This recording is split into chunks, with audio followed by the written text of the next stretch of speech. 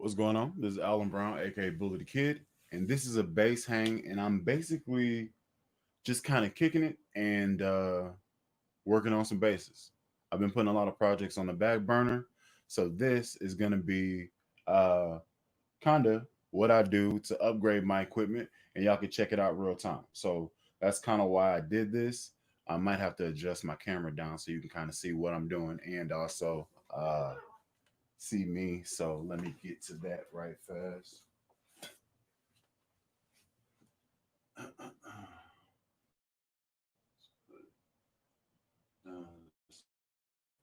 Hopefully that's not too far. Should be okay.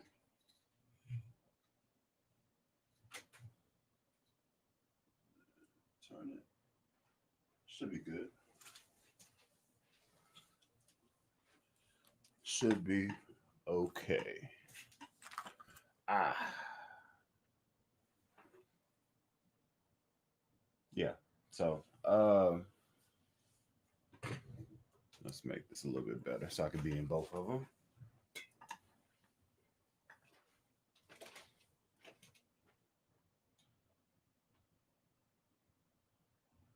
Probably should do. Come on. Great. All right. So,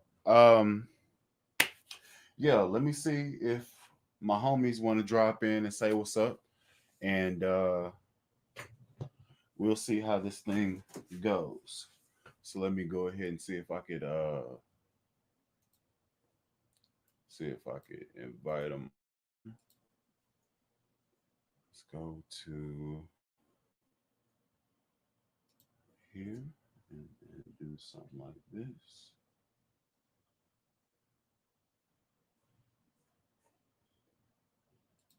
Close that out.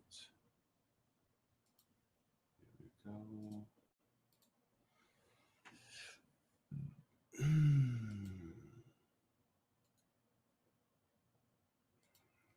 Hopefully he gets to drop through. On now. And I might go ahead and put this little invite on a put it on the description so that I could invite whoever and see what happens. I do enjoy that every once in a while.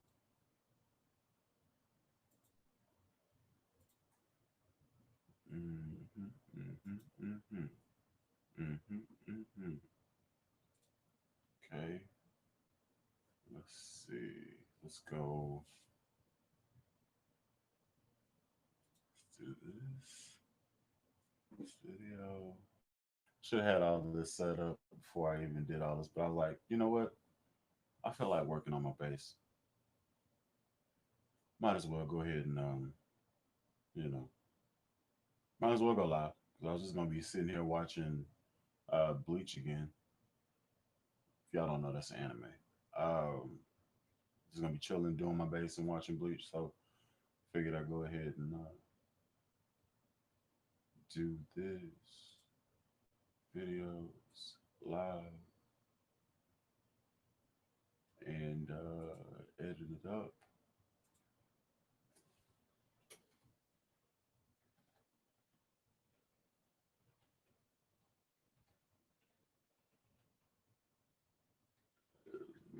Here's the link and paste and see what happens. I'm not really sure how this is gonna go, but we will see what happens. I'm all for it. So there we go. Should be good. Got 10 people watching. Appreciate y'all dropping in and saying what's up. This is what 5 minutes, and I've been BSing this whole time. If you watch the drop in or you watch the hang, the bass hang, my one of my first questions is where are you watching this video from? I like to know how far my reach as far as people that found me, how far that goes. So if you would, where and stuff like that. What's going on? Proper Skank. What's happening, D Flow? What's going on, Dion? Appreciate it. And hello, Henry. Hope y'all doing well. I got this streaming to multiple platforms at the present time. Uh, I got this going to my Twitch, and I do games on there. So if y'all want to drop in and watch me talk trash, play Among Us, I'm actually about to start Need for Speed Heat, and I'm gonna be doing some gaming over there and stuff like that. And yeah, so if y'all want to drop by my Twitch, Bully the Kid, exactly how my name is here, you can find me. Also, I'm on my streaming to my Facebook, which is my artist page, Bully the Kid, the art, and of course YouTube, because this is what we're seeing right now. Um, yeah. Aside from that, just kind of stretching out and seeing what I can possibly do with the channel and all that good stuff. So let's see here. Kind of don't like how it's presented, so let me change that up right fast. Nope. Let's go to this and let's go that. Yeah, yeah, yeah, yeah. I like that. All right. And then back to comments. Where we watching from? D Flow is watching from Chicago. Cool, cool, cool. What's the weather like up there? Topeka, Kansas, right across the state. I can dig it. From Trinidad, Wisconsin. I assume that's Wisconsin.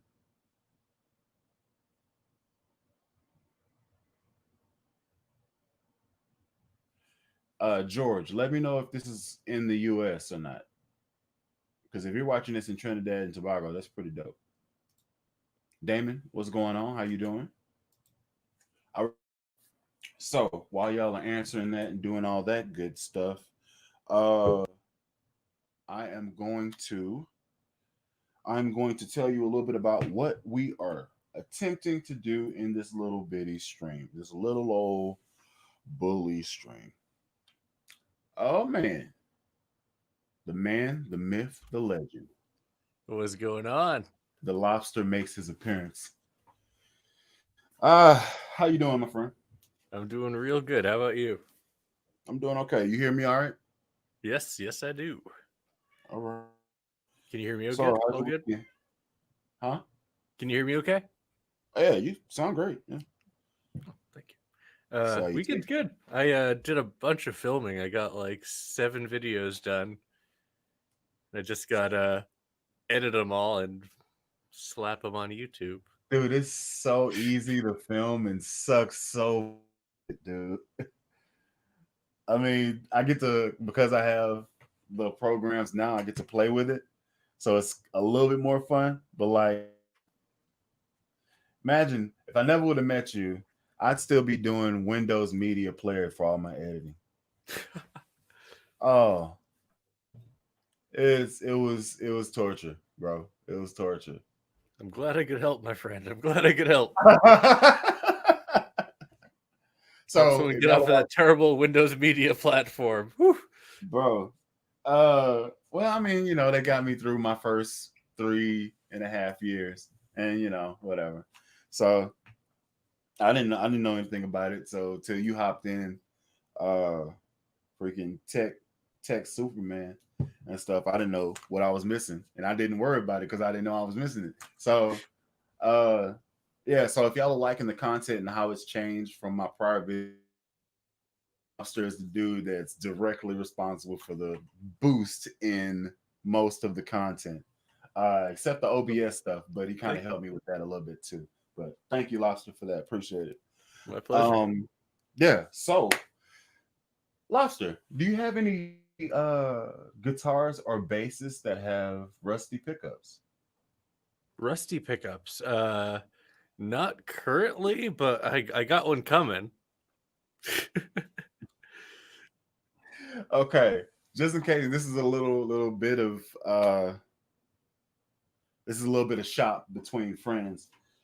Found this on the interwebs, and that's a great place to find information. If you have WD-40 and you have a Q-tip, you can clean off your rusty pickups like brand new. I ran this experiment on one of my cheaper pickups that I had that was like kind of rusted, my old moldy, I guess. And I was like, okay. So I sprayed the Q-tip down and then kind of got in there with a little bit of elbow grease. Sure enough, it actually works. And all you do is just wipe off the excess. So if you do have old pickups and stuff like that and they look bad, like after I did it on that base, I did it on this Sire base because uh everything on this is white. Maple fretboard now. I have the white uh 3M on here, and then the base itself is off white, but the pickups were like orange. And I was like, so let's try it. So I did it, and it's back to brand new. So I was like, all right. So a Very little bit nice. of shop just in case you need the information. But okay, so your weekend's been cool. Oh yeah. All right. How about you? How about you, my friend? Yeah, man. Weekend's been fairly awesome. There's a video that's coming out on my channel probably next Monday, and it's going to disclose something that I got to use today, and it was a good time. It was a good time. Only mad that I didn't record any of the places that I played it at or I used said thing at. So yeah, good times. So just in case you didn't know, I'm actually taking the stock pickups that are in this Sterling by Music Man Stingray 5, and I'm gonna swap them out with a Wilkinson pickup. It's Alnico 5, and I believe the in this stock are ceramic. So at the very least, it should have a little bit more crispness, a little bit more clarity as far as definition goes. And because of prior experiments, this may be a game changer as to how I feel about this instrument because it feels good, it looks good, it doesn't give me anything that I'm looking for tonally, you know? And that's really all we want as bass players. Just give me what I want. You know what I'm saying? So, in regards to the wiring, you have because that has the four wires instead of the two. You got the because the sub pickup is just two wires. It's Yeah. wired in I think it's wired in series. Um, Is it? What's this I the think what's this the what's the legendary? Is that series or is that parallel? Because I don't know. Stingrays are wired in parallel. The let's see, yeah. So You might be able to search that too. How is a sub bass wired? oh no, the sub bass is wired in parallel.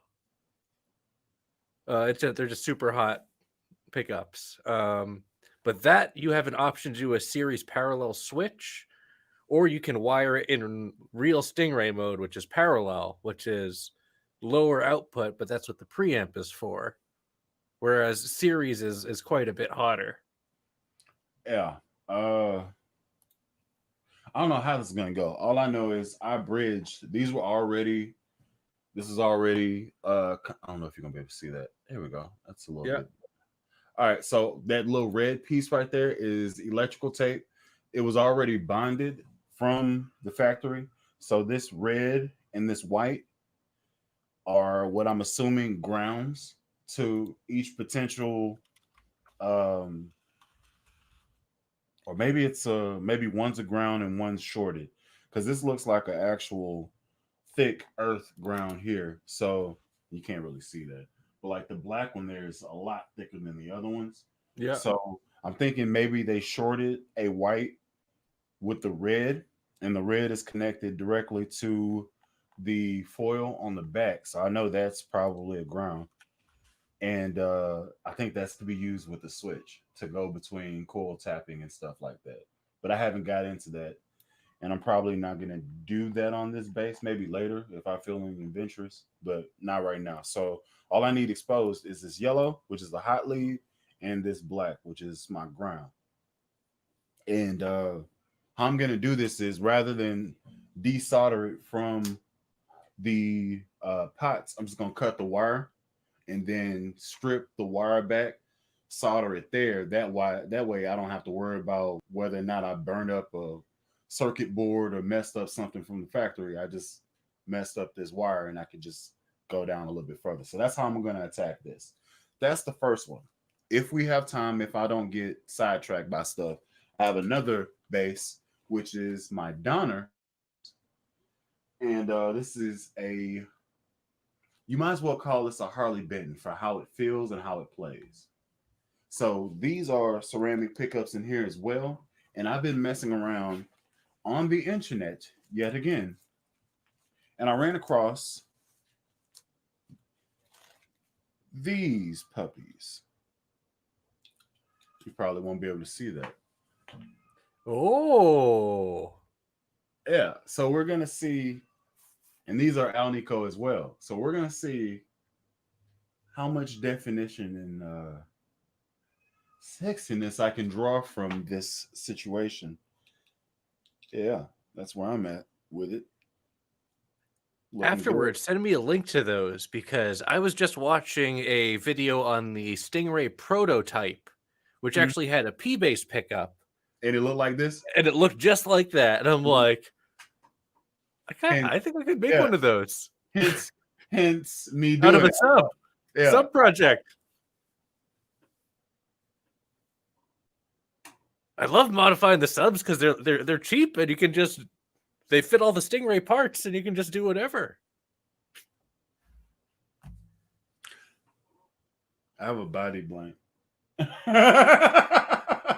And Kevin Ride Beer Co has a laser cutter now, so he can make custom custom pick guards, beard guards, beard guards.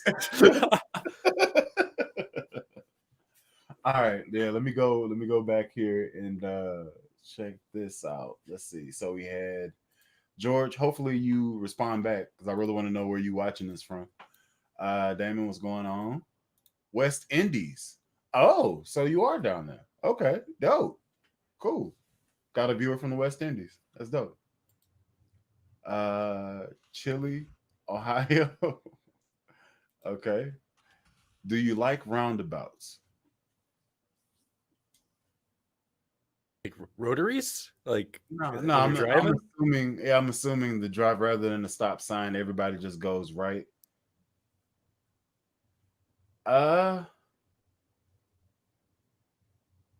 I'm gonna say yeah, because they're a lot faster than actually stopping, and you can kind of like do the like the double dutch, and you kind of sitting there.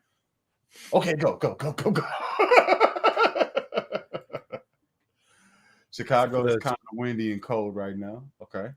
Those pesky Americans who stop at the yield sign. You know, I'm American, so. Man, look, I'd much rather.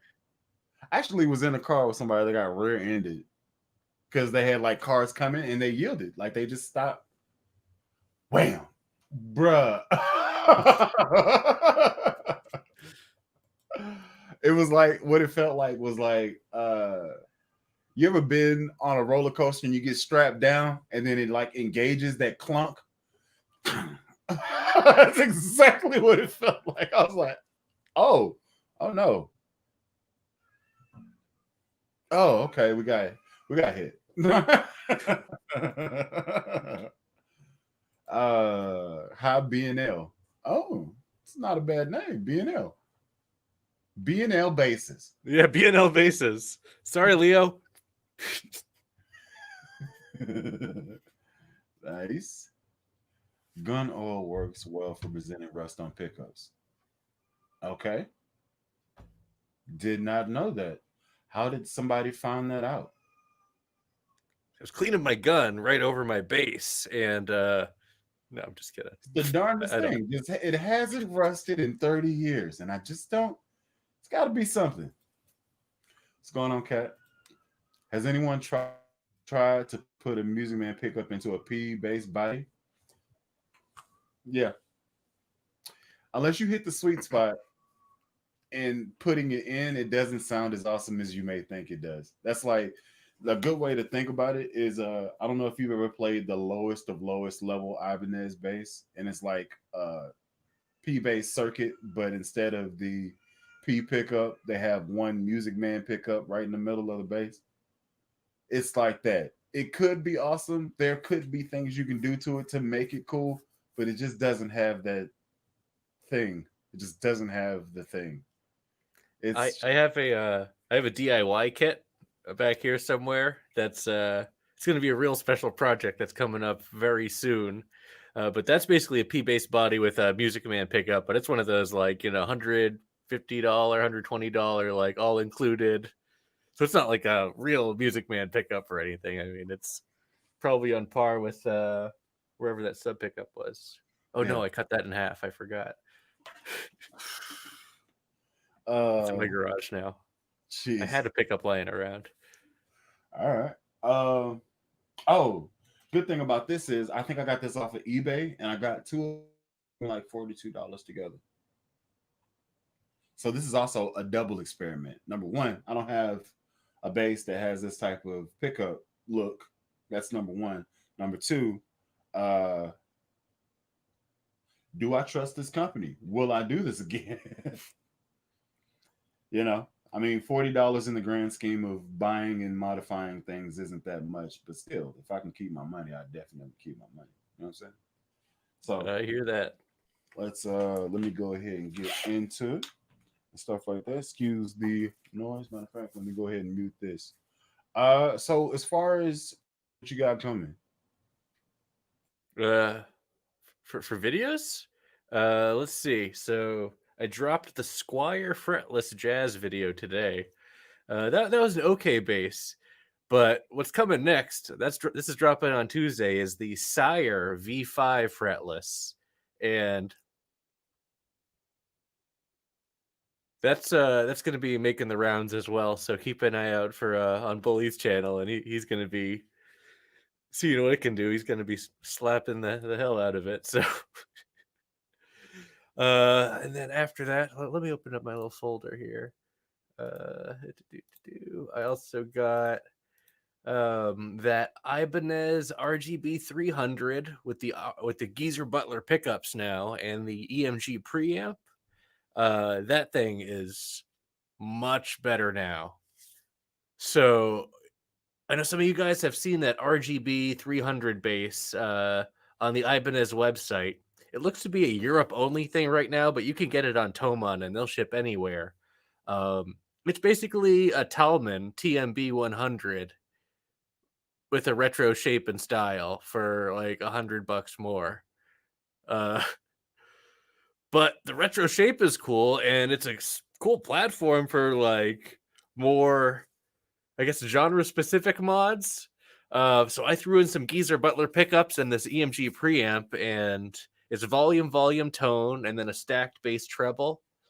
Cranking up the treble and then dialing back the tone a little bit just to bring down the harshness while still getting that clank it's good. It's really good. What else we got?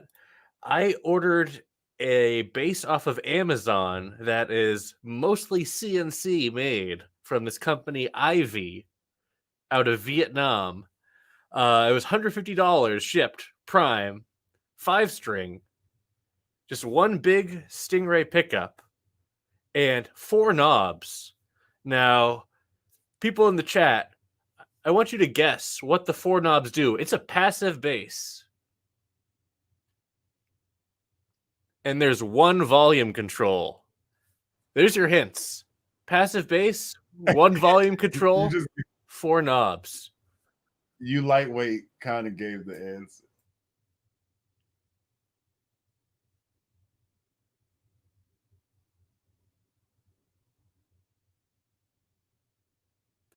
Any guesses? Anybody? Yeah, so it's a passive 5-string Music Man style bass. Yeah. Passive, Passive.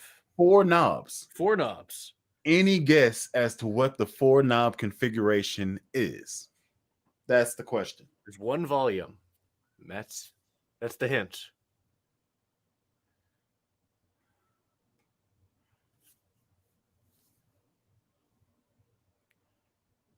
That there is funny. Look at y'all scaredy cats out there. Let's see. Give me some answers. Got to check this out later on. Series versus parallel wired on No Trouble. Somebody asked that question. Moed, what's happening? Yes, L, I watched your video. You're L now, evidently. I don't know if that's a good thing or a bad thing. Yeah, take the L.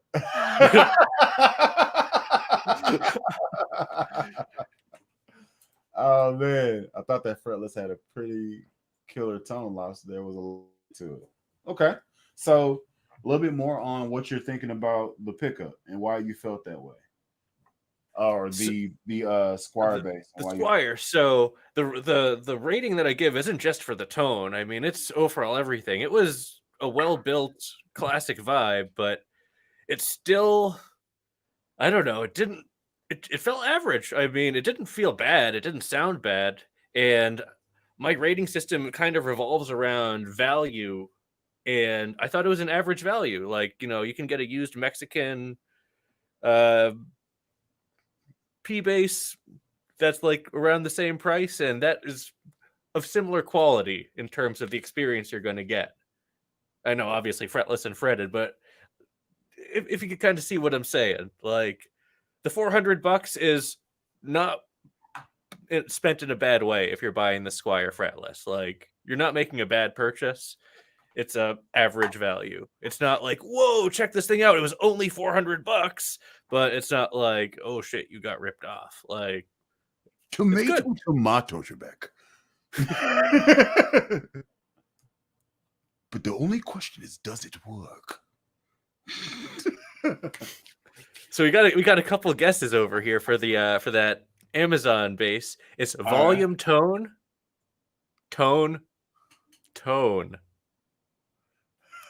They're just wired together like a tone knob into another tone knob into another tone knob. All three just the same capacitors. It's just like, hey. Oh man, here we go. How do ground you braids together? Do you have any six?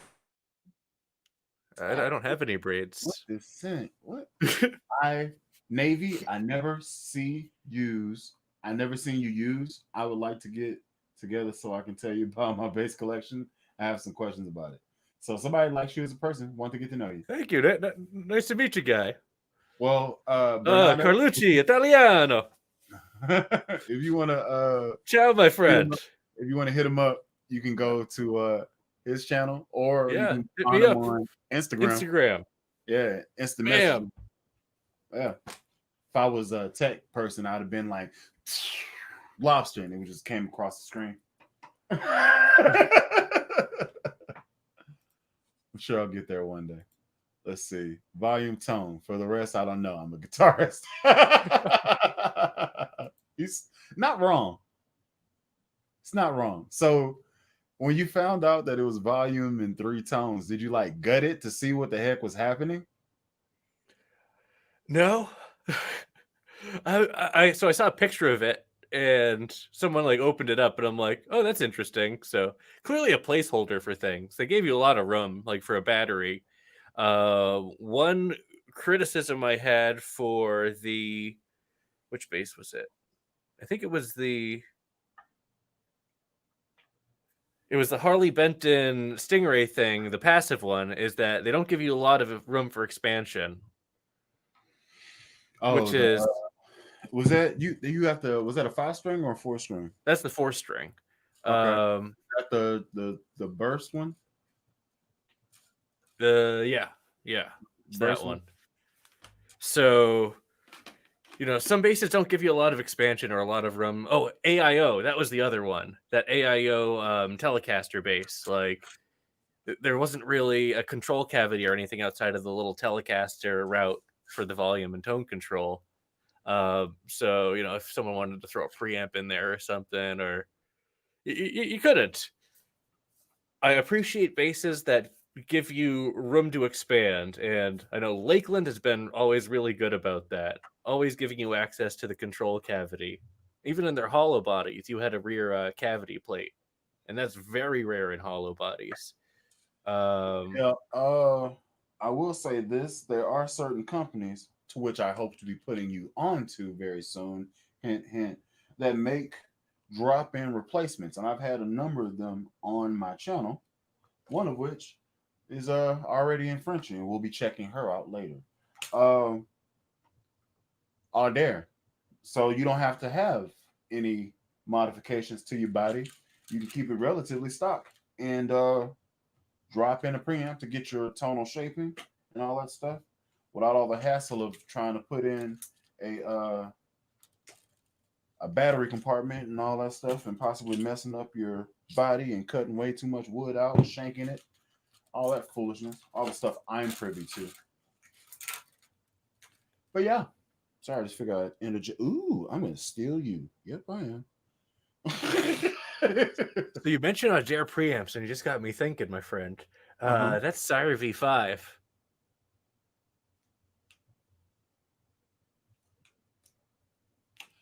That's the passive one, huh? Mm-hmm. Oh. Mm-hmm. I don't want to give too much away, but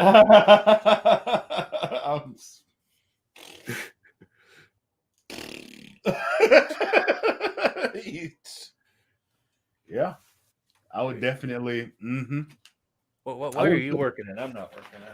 I got some work to do. I wouldn't put a tone monster in there.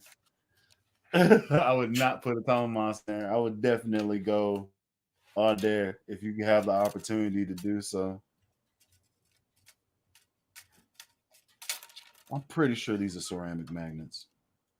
The construction of the dang thing isn't bad. It's put in there pretty good. Is that the Wilkinson? No, this is the one that just came out. Ah, the sub. Yeah, it doesn't look bad, but it just doesn't do much. But it is ceramic, so I'm thinking maybe that's the thing. But you know, I mean, I just think that they bought the cheapest of the cheap for the sub stuff because.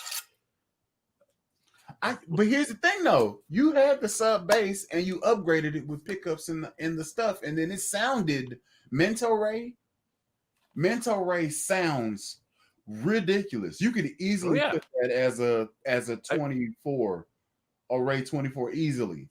I meant just for the pickup, the cheapest of the cheap. Everything outside of that for the sub is like such a solid platform. Like I don't see the need for the Ray 24 to have I don't see the need for that upgraded bridge like jumping there. It's cool to have it, but like saving $200 for a different so the sub has the same preamp as the Ray 24, but different pickups and a different bridge.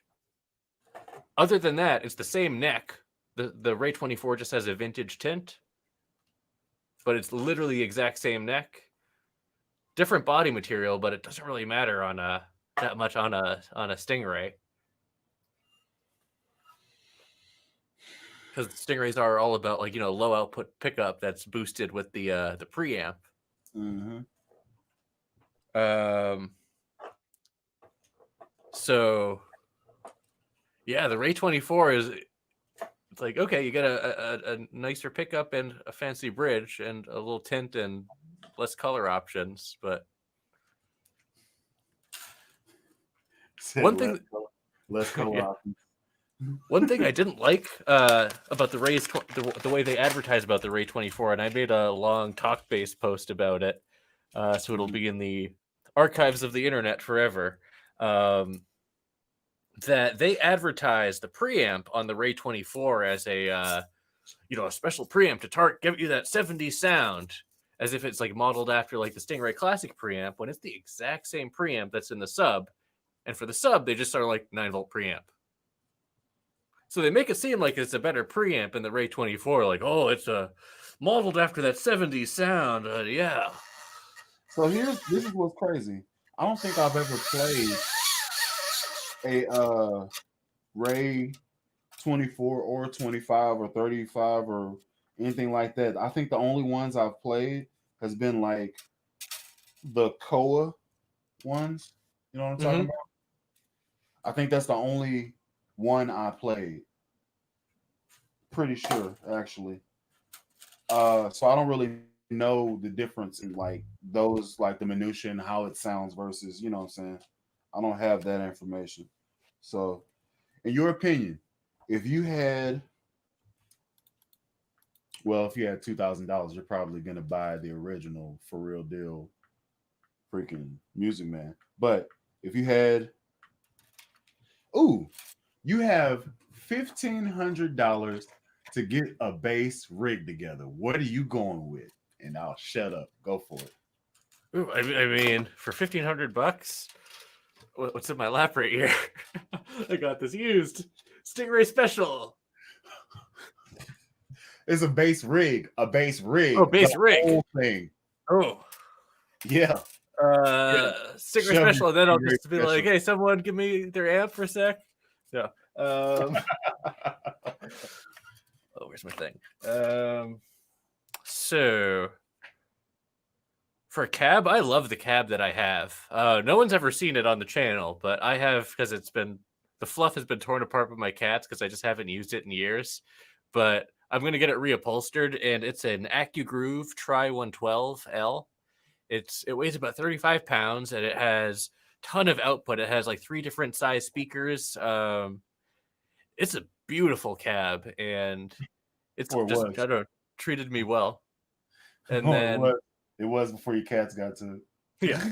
it. I just sat in the basement for a while because, like, I don't know. I hadn't really been gigging or anything. Maybe 1 or 2 gigs a year. Because it wasn't really my focus for a while. Yeah. So that would be my cab. I'm set with the cab, but for a head, I feel like you're cheating because you're using stuff that you have, and all I'm saying is you have nothing, and you have $1,500, and you got to come up. oh with a wait, bass rig. $1,500. You're right, and that cab is $1,500 now. I bought it when it was $600 back in 2006. Yeah, Or it was like maybe this is, 7, maybe, but you know how still. people, you know how old people talk about baseball and Yeah. stuff like that. He's like, oh, Mickey Mantle, that's the baseball player. We're gonna be doing that about bases. Ah, Lobster, you remember when Sire Bases came out? I don't know why I sound like Mr. Magoo, but that's what I am as an old person. I feel like I don't know why. There was this guy, Marcus Miller, and he hit the strings with his thumb. He did it with his thumb. And he wore what was called a pork pie hat. I'll take anal bum cover for $300. That's an album cover. Tomato, Trebek. That was the reference before. I don't know if you got it. Rest in peace, Sean. I love those bits. I'll take the penis mightier. That's the pen is mightier.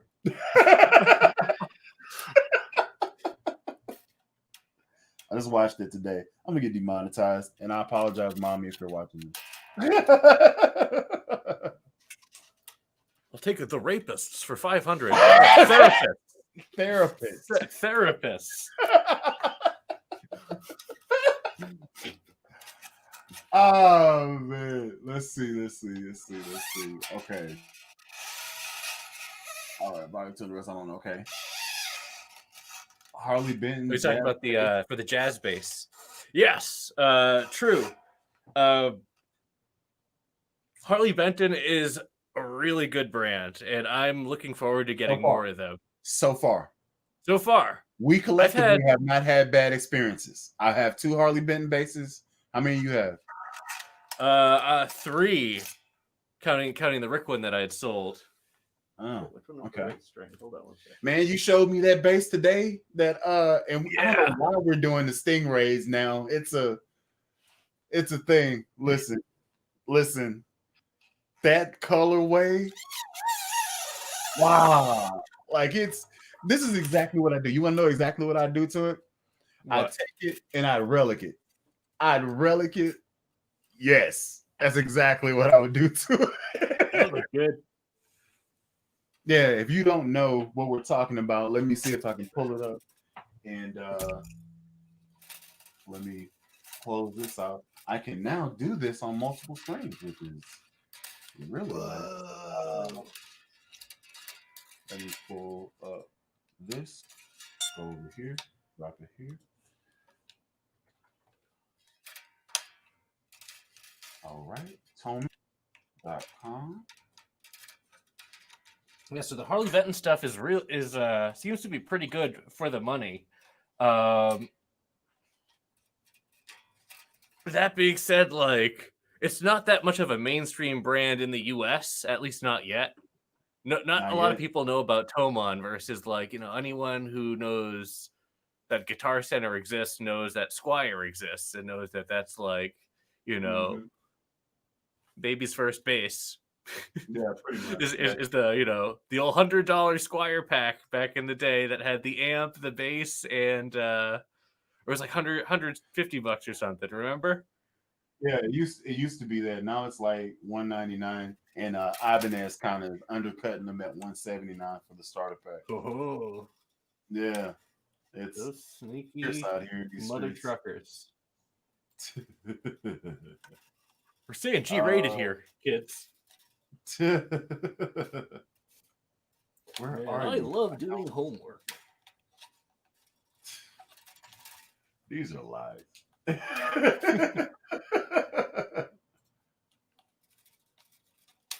I never did my homework. How did you Look at find this? me. I did MB nothing in high 5. school Yeah, there we besides play go. music. That's it right here. And it looks weird. I don't know why it looks strange. All right, so here we go with the share screen.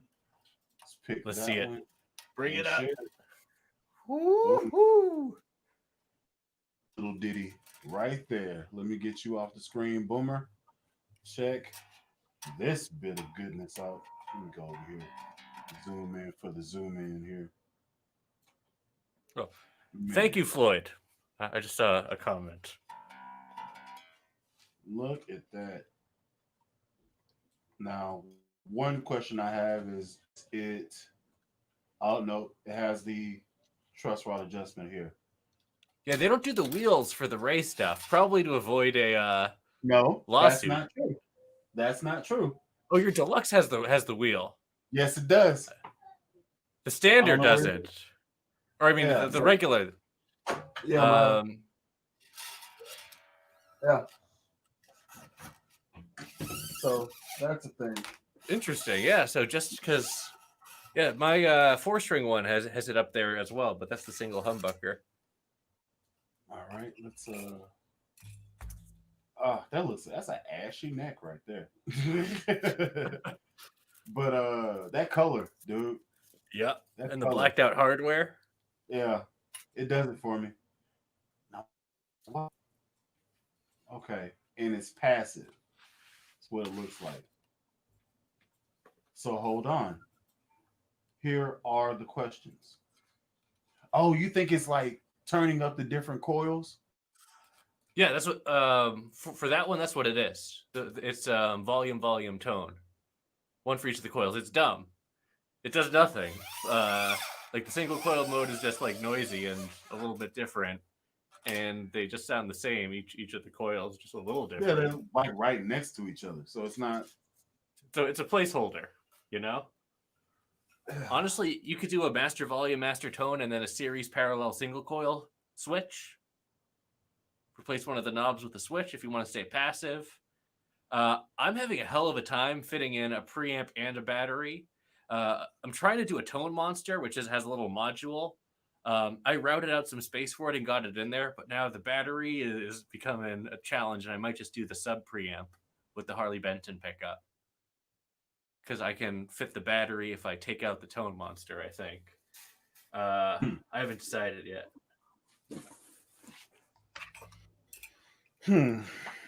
That's one thing you got to consider, unless you want a route out spot for the battery compartment. That's your jam. Yeah, I should probably make this a more sure connection and actually solder it and such. I wanted to be lazy though. Let's go ahead and do it right. But no, I might put in a preamp. So let me leave it. Yeah, I'm gonna leave it like this. It's like, can I be lazy? Yes, I can. Great. So I'll just twist up my grounds right here. Yep.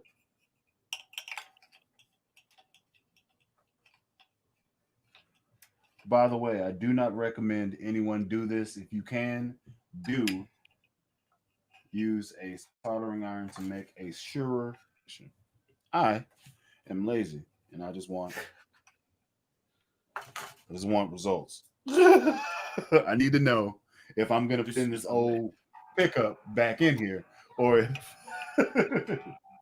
or if I'm gonna keep on trucking. Because if it sounds good, then I'm gonna take this apart again, solder it up real, and I'll be on my way. If it sucks, all I have to do is like pick up trash and then throw it immediately because it's not connected to anything. Just get out of here. Get it out of here. We don't need you anymore. You know what you did. You know what you did. Out of here. All right. Also, have you seen a different pick guard that I can throw on here? Because I want to do something different other than this black one. Oh yeah, there's tons. I need to go looking because this blue, it's nice. It does, but this black isn't doing anything. A lot of them will have the space for the three-way switch, because the next highest one up that has that design is the Stingray, the Ray 35, which is basically like the old school like Stingray 5. Not like the new one, which is designed after the old ones with the circle pick guard, but you know, the one like that. And that one has the three-way switch, just like the US Stingray. So Oh, you fit. I like you. All right. Slide it on over here. I need you to get on. Yep.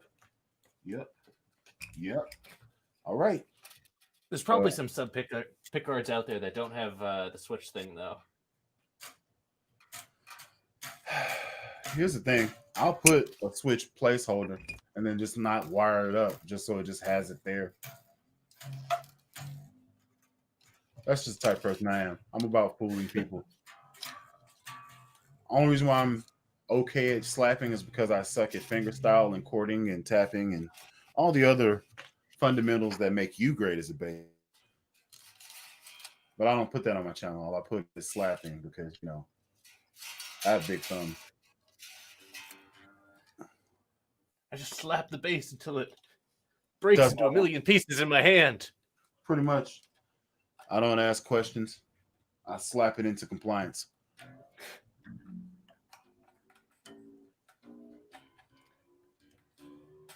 I need to swap these strings out too. MJC Ironworks.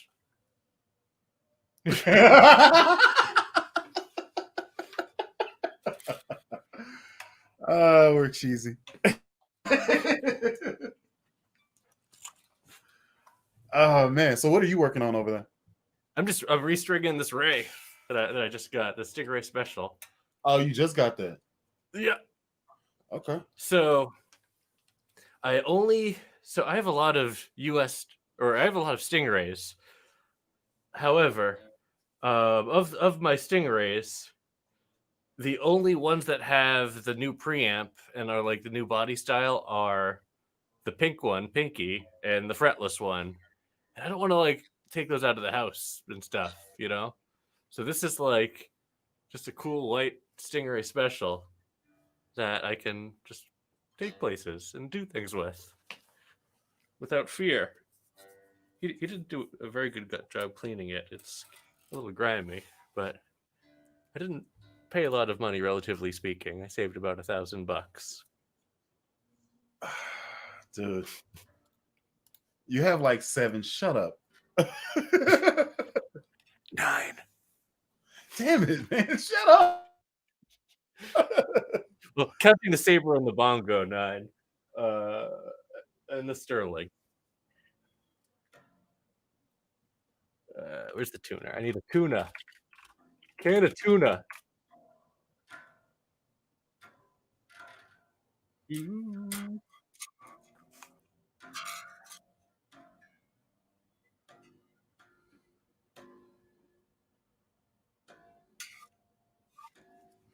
I'm gonna need you to register faster, sir. There we go.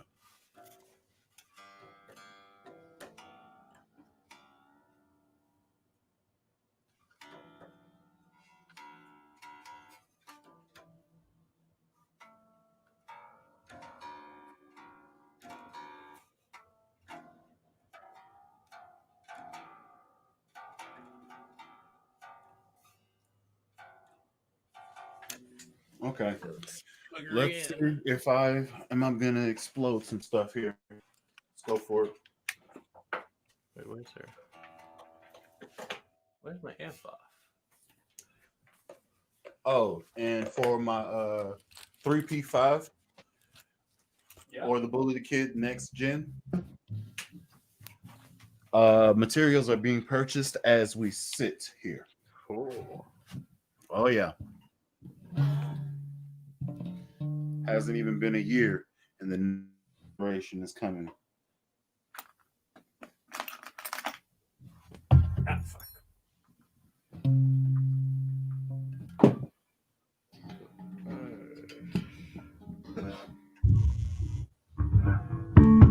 Woo!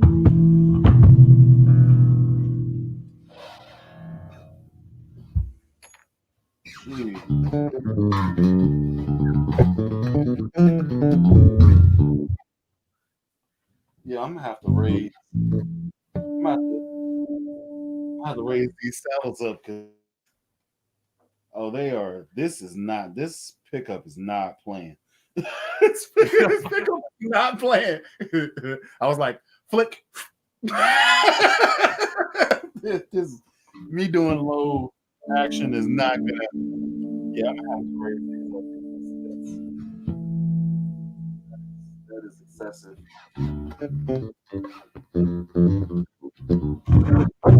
Jesus Christ. That's what I was telling you, dude. The Wilkinson fibers are fucking hot.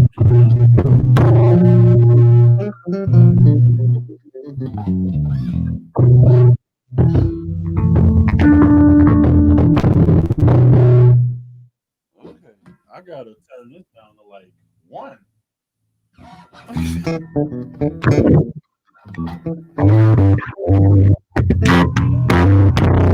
Okay.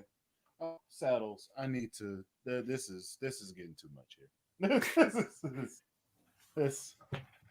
Yeah. What needs to happen is it works. It works. That's the biggest. It works. It's alive.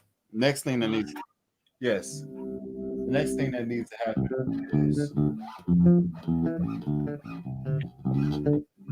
I need to make sure everything is locked down. And you can get out of here. And I need to adjust the saddles to make it, not 3 millimeters away from the magnet. That would be nice. Is this the right size?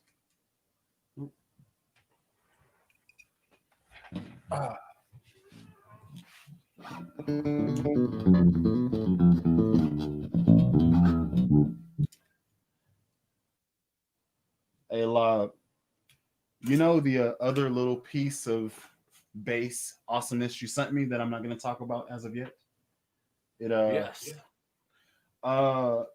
It's literally just sitting there staring at me, and I'm like, I'm not gonna play you because if I do, then I'm gonna ruin everything.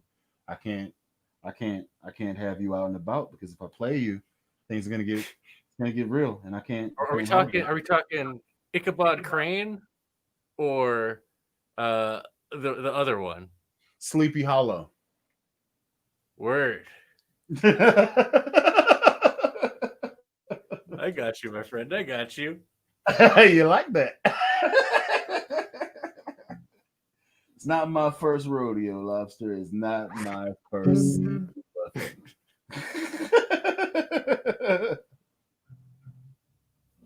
All right, so now we actually have, some clearance. So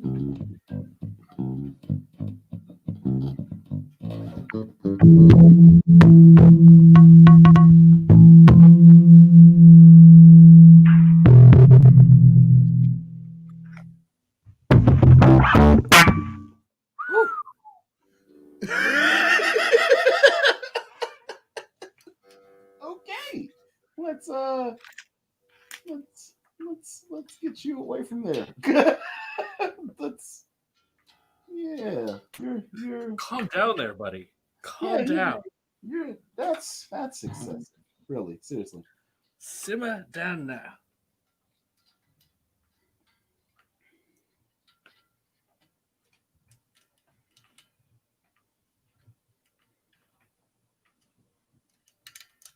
All right. All right.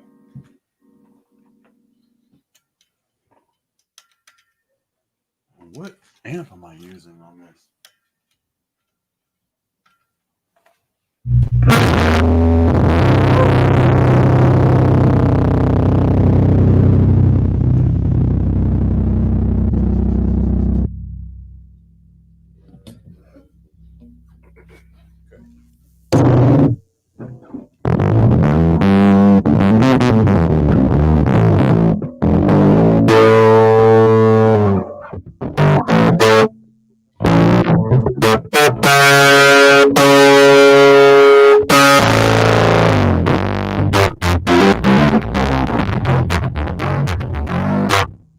I don't know if it's the strings, but I don't hear much difference.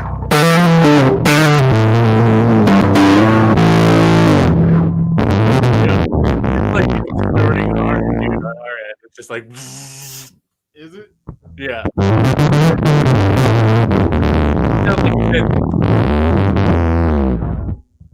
Sounds like some bootsy shit, dude. Okay, I got stuff happening over here. I forgot that. I thought it was just microphone. Crap. I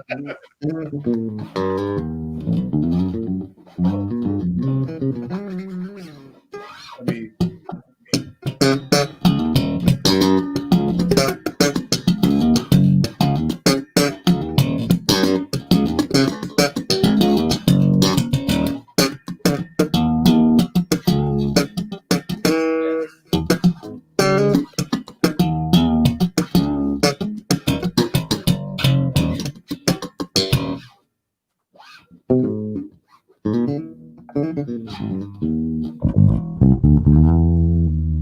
That's better.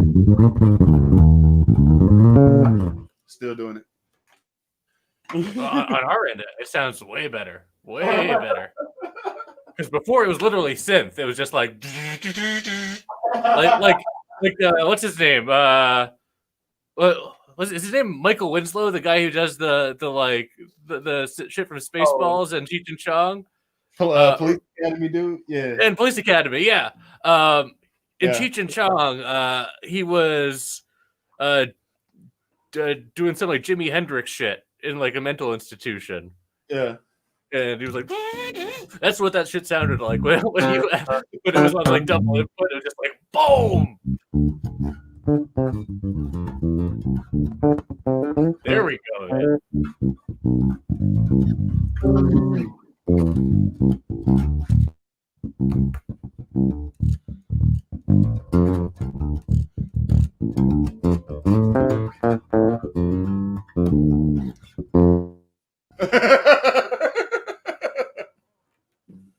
All right. I might keep you around. I got to put a preamp in you, though, and change the strings. So, to be continued. On to the next one. On to the next. All right. Oh, I this is a little something.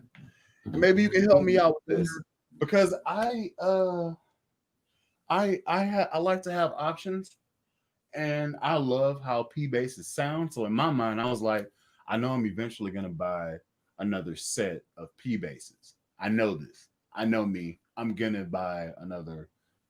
It's gonna happen. So might as well have some options. So I don't see it. Oh no, I see two of them. And the options were right. Mm-hmm. Boring. Did it. Yeah. Second option. Yes. However, there's Oh, more. there's a however. There's a however. Let me cross over here.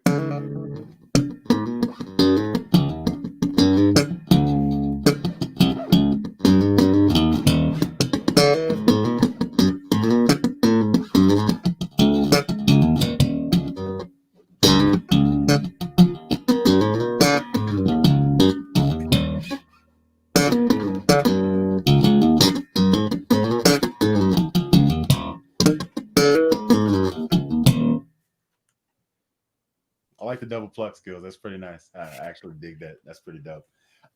Thank This you, is crazy. I've been watching a lot of Naruto. So I'll do this.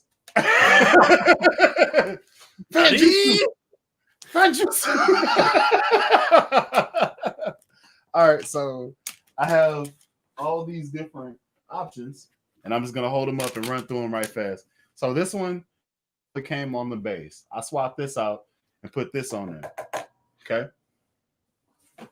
I like it like this, but boring. Now that I look at it all the time, I'm like, you don't really stick out. I want something that's crazy. It's how I am as a person. So the first option. Purple Pearloid. Come a little bit closer so you can see it. That's the first option. I dig it. Yeah. Also have black Pearloid. Ish. I like the purple more. Gold member. Ooh. Okay. It's Put it like with the purple. it's like a matte type of gold. So it's not as shiny as it looks. It's like matte. Put that with the purple. Yeah. Oh, that's a contender. A contender. Contender.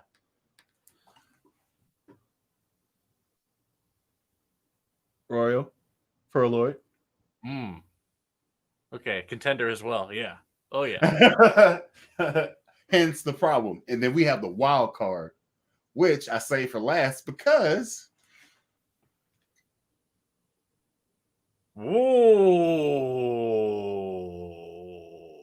Winner.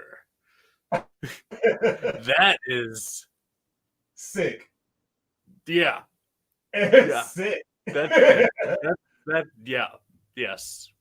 So it basically took all the colors you were like, one pick guard. And no way, all you see is like basic, like maybe some whole bunch of paint splatter. Then you get into it, you actually see the swirls and stuff in it. So I was like, yeah, man, I think I'm gonna go ahead and just throw this on here. If I can pull you off. I don't know if you're gonna be able to pull you off. Dang it. Don't be like this with me right now, you. It reminds me of from Clerks, the magic eye painting. Yeah. Yeah. So Sailboat. That's what it's gonna look like on the base. That looks really good, man. That looks really good. I don't know if you can get it. Let me go this way. So yeah. So I think I'm gonna go that way with it. And then these other ones, I'm probably gonna get I'm gonna get some iteration of a white base, and then I'll probably put this on it, white with a blue pick guard, or I could do this one and then all gold hardware. Yep. Probably do that. That'd look good. And then it just depends. If I could get another one of these, I don't know why I would, but if I wanted to get another, because this was like $119, but it sounds good. Like, hold on. Like I used it on, see. The my intro, whenever I roll videos, you know what I'm talking about? Yeah. That was played on this bass. Nice. Right? I just put these black strings on it and it was fresh. And I was like, let me go ahead and just boom. That was this bass. And it was just Yeah. yeah. And this was like $119 and I got it off of Amazon. And it feels all the way down to the headstock. So I don't know how to feel about that. Maybe it's the same factory. There's no manufacturer's origin on here. It just says Donner Standard Series. It doesn't say made in Indonesia. I mean, was it Harley Benton has what, like 20 factories or something like that across 3 or 4 countries? Oh, it's on the. Oh, that's fancy. Established in 2012, crafted in China, designed by Tennessee. Okay, I don't know who that is, but Tennessee, shout out. Tennessee Williams. All right.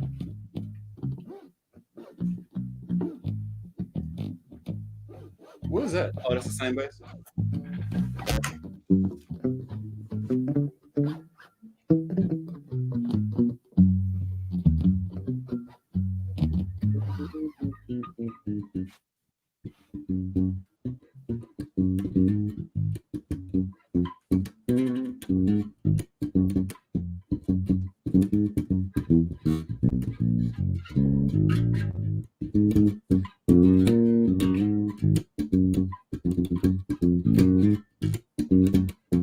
That's the stock pickup.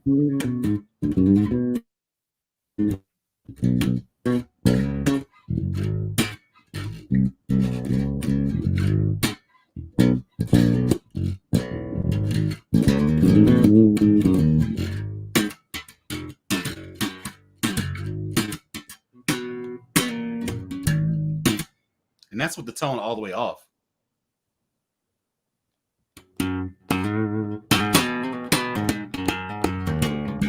Dang. Kinda. And I think the amp is a little bit low. I don't know.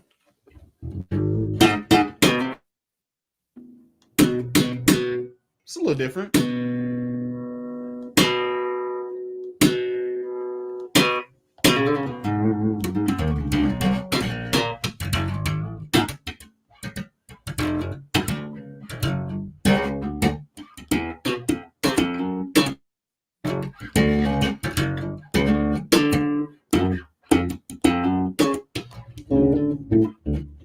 Wow.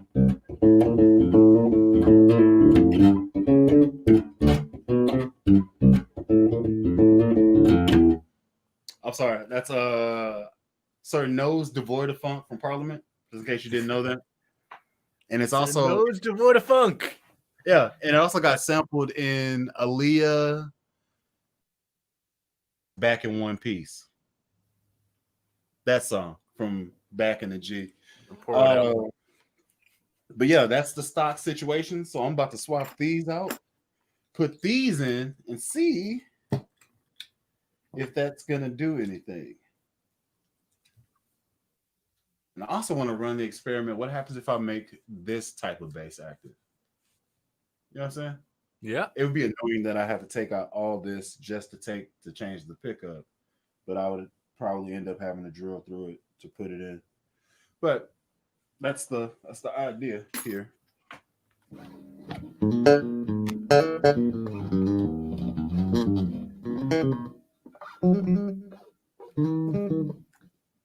Bernardo was asking what strings we use. I don't know.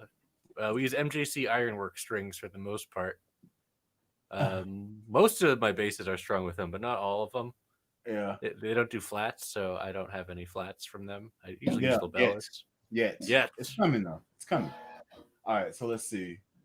No breaks here. I'm just trying to how to get the hum out of your bass guitar. How to get the hum out of your bass guitar. That's what he was talking about.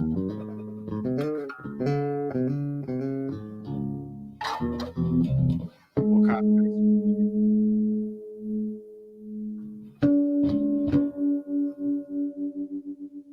talking about? Hey, what is he talking about? Is square bass? Is that a good bass? I don't know what the heck you're talking about. Squire? Square Or could be maybe square. they also have that base that is a little bit of a square, the Steinbergers. Okay. Floyd Lay said he enjoyed your Oh, Harley thank you, Benton Vin. Music Man 4. Sorry. Okay. I would technically say he sells his own guitars, and those are all his basses and stuff in the background. So technically, yes, a guitar store. Yeah, You are technically. LLC, so I guess you could call yourself a shop. The Lobster Or Shop, it will be in January at least. the Lobster Shack, Shh. custom That's a guitar. secret. Oh, sorry, my bad. It's okay, we'll edit that out. It's edited. See, no one remembers. What are we talking about? Yeah. The next right. question. B is I because said, you next question, please. quiet on that. Quiet on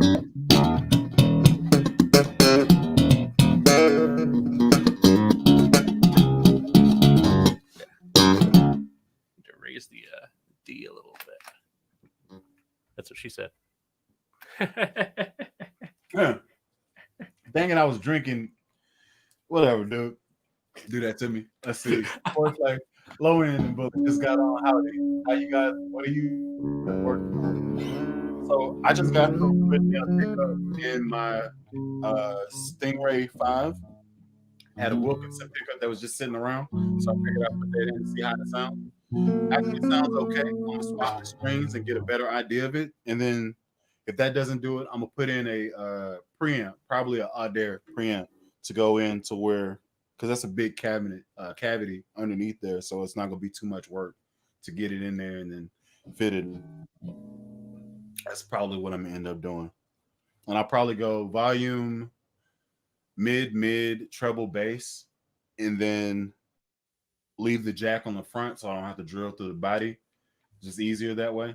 And then the battery is already on the back, so I just route the new battery cable through, and that should be it. But I'm gonna go ahead and do that. I already have the preamp, so I'm debating whether or not to put it in that one or other said strumpet of nastiness, and I'm not sure because that one has the Aguilar, and I don't know if I want to put it in here or in there. And then you get what I'm saying? If it's gonna be nasty, I want it to be as nasty as possible. One must maximize and optimize the nastiness. Yes, has to be even and yet unfair at the same time. So Optima nastinization. yeah, I like it. I like it. It follows the spectrum of my feelings. I like it. That's nice. There's always this. I know what that Aguilar pickup is gonna do. So I could just go ahead and just effing buy another Aguilar pickup and put it in there. It's just like, I got the man. Why? so I think the sub experiment is expanding ever so slightly because someone had mentioned, first off, Bartolini. I kind of left them out. You did. So we're gonna do a Bart one, and John East, J Retro, has a new drop-in preamp for the Stingray. Dude, the preamp costs more than the bass. Oh yeah, good point. But it'll be funny. Do it for the memes. No, bro. That's what we do. That's why we do things. You are an intelligent person. Let's not be stupid here. Because once you put it in there, chances are you're not gonna gut it and put it in another one. No, that'll get sold. You know what I'm saying? Out the door. You know what I'm saying? No, man. Put it in something, work something. The messed up part is all of your Music Man basses, the electronics and all that stuff sounds freaking great. So you don't have a reason to just put a J Retro in there. So you would have to use it on like something cheap, like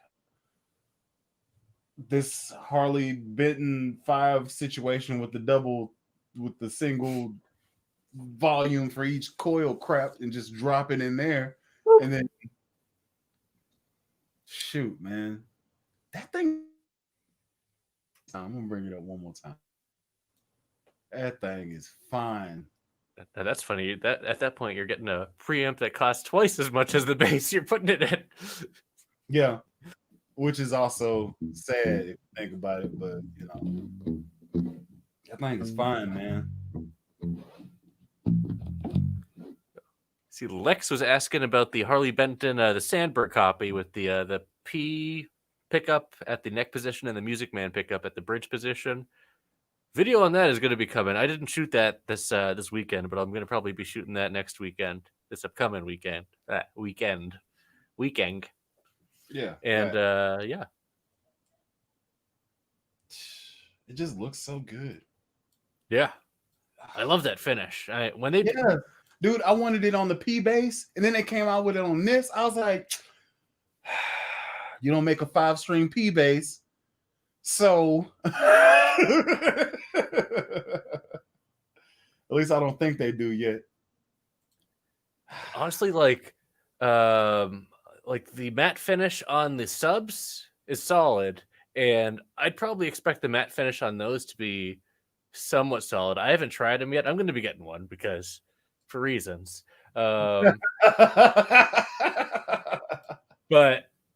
the matte finish, like on that Squire, the one with the active pickups, that wasn't a good matte finish. It was like, it felt like a Rhino liner, but really, I'm hoping that the matte black on this is different, because if fucking if frickin' Sterling by Music Man can pull it off with the SUBs and those matte finishes, I mean, they're fine. I have no qualms with them. The matte sunburst that you can get the SUB in is real good, real good. Hey, it's my bass. Hey, that looks familiar. That does. That looks hella familiar. That's awesome.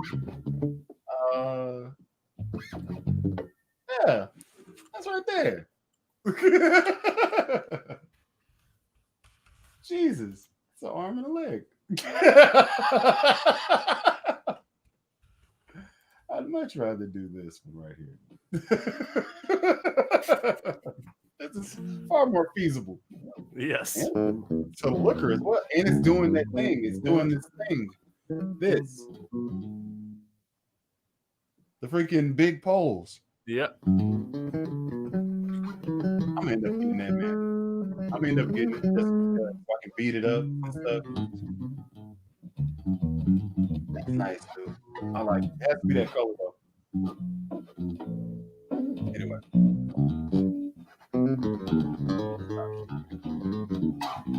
Alright. Let's go ahead and get into this. This.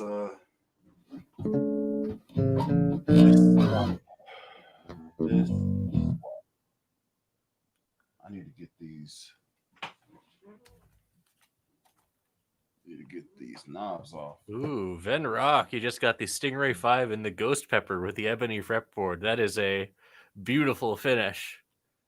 It's this gorgeous red, the Ghost Pepper. I wish they had it with the roasted maple fretboard. I hate when there's a dark fretboard and a not matching headstock, like a rosewood or ebony fretboard, and the headstock doesn't match. It's just a thing when it's just like a natural headstock and a painted body. If it's natural and natural, cool. Like natural body, natural headstock, ebony board, yeah. But painted, ebony, natural.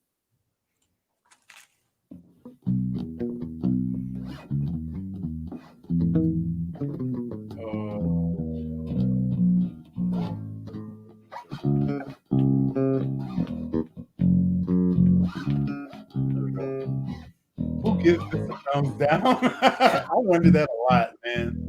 What wood is the body made out of on that P-Bay? This is ash. This is ash, rosewood, and then a maple neck. Or some type of composite rosewood because it's like endangered now for whatever reason. So this is an ash body though, and it sounds the part. So hopefully this makes it a lot better, more dynamic. We'll see. All right.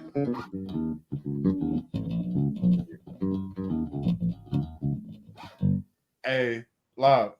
What's that? Ha!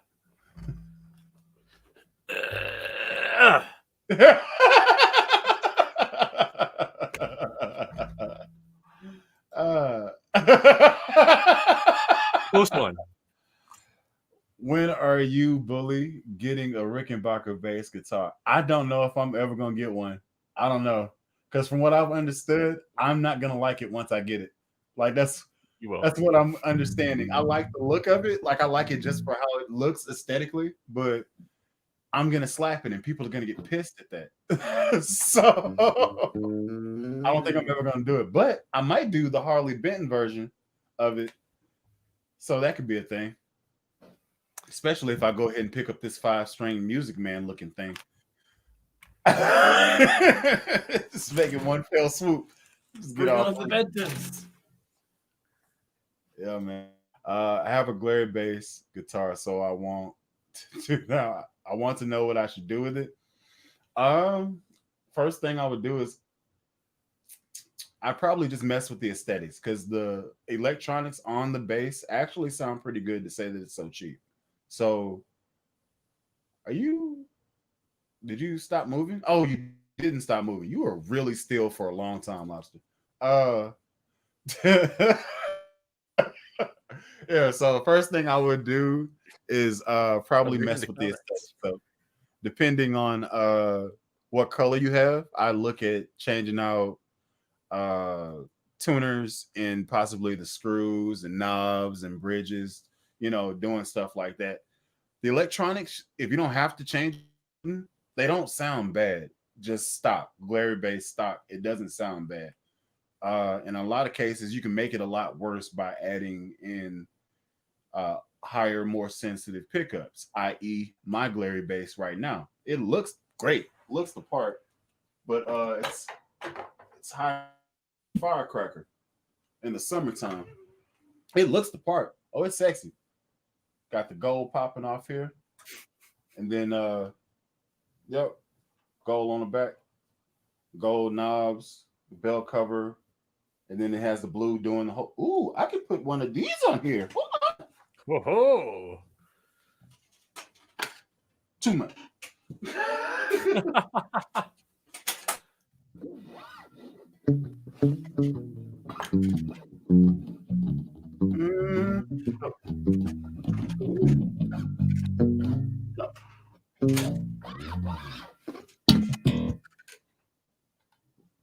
No.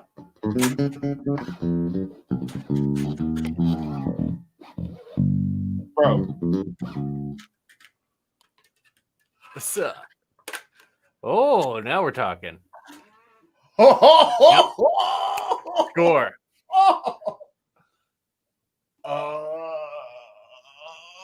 Snap.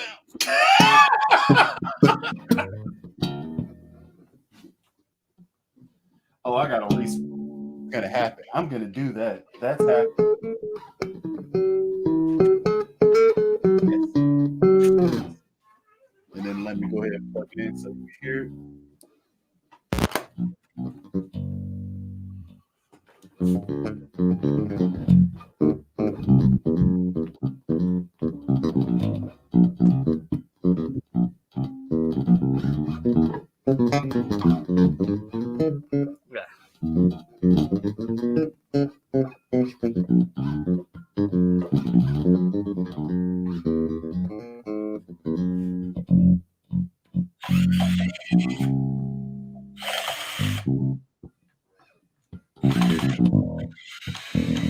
Is that okay? Yeah. It's like Dean Town or Funky Town or Deep down.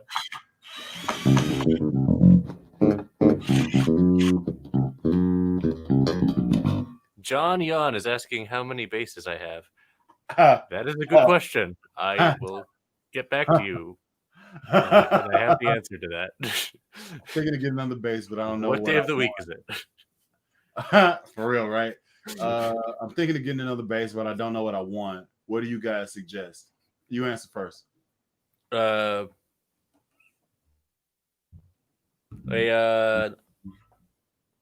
base. Sorry, I broke up there. bass. Sorry, it keeps breaking up. You're an idiot. I don't know, man. I mean, it depends on like what you're playing, what you like. I mean, and what your budget is. There's a lot of really great budget stuff out there right now from all sorts of brands that you may not have considered before. Like I reviewed a Court that was those list for around $450. Those active jazz basses, the 64 JJ. That's an example of a solid jazz bass that has an active 2-band preamp. There's Sires, there's Squires, there's Ibanez, there's like a million manufacturers out there right now. So I would say if you're kind of broken, you want something that you can mess around with, I would definitely say V3. yeah, I'd say V3. It's good enough to gig with, but it's not like hella high end that you can't like still eat at the end of the week. You know what I'm saying? honestly, I would go with the V5 over the V3 because the V3 already has that packed preamp. Like with the V3, what's the price difference between the two? So a V5 4-string fretted is $499 versus $369 or $329, I think, for a 5-string. Only reason why I know that is because there's an orange one they sell, and I'm waiting for it to come back in stock because I'm getting it. oh yeah, all the new colors on the V3s now too. There's an orange one they sell, and I was like, this baby blue one, no. And the burgundy mist too.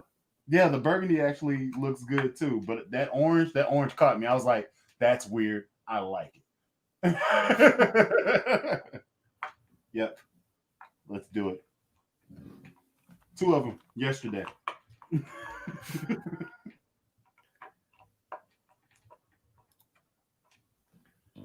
I am actually going to I gotta get going. But I will catch you on the flip side, my friend. And good hearing how that Stingray sounds with the new pickup. And I'm excited to hear what this P-Bass sounds like. So look forward to the content from Mr. Sleepy Hollow. I'm really excited to see what you think about that, man. I'm really excited. Yeah, it's gonna be a thing. I don't. This will be my first experience with that type of storytelling. So I don't have much of an opinion as of yet, but I know it haunts me. It haunts me.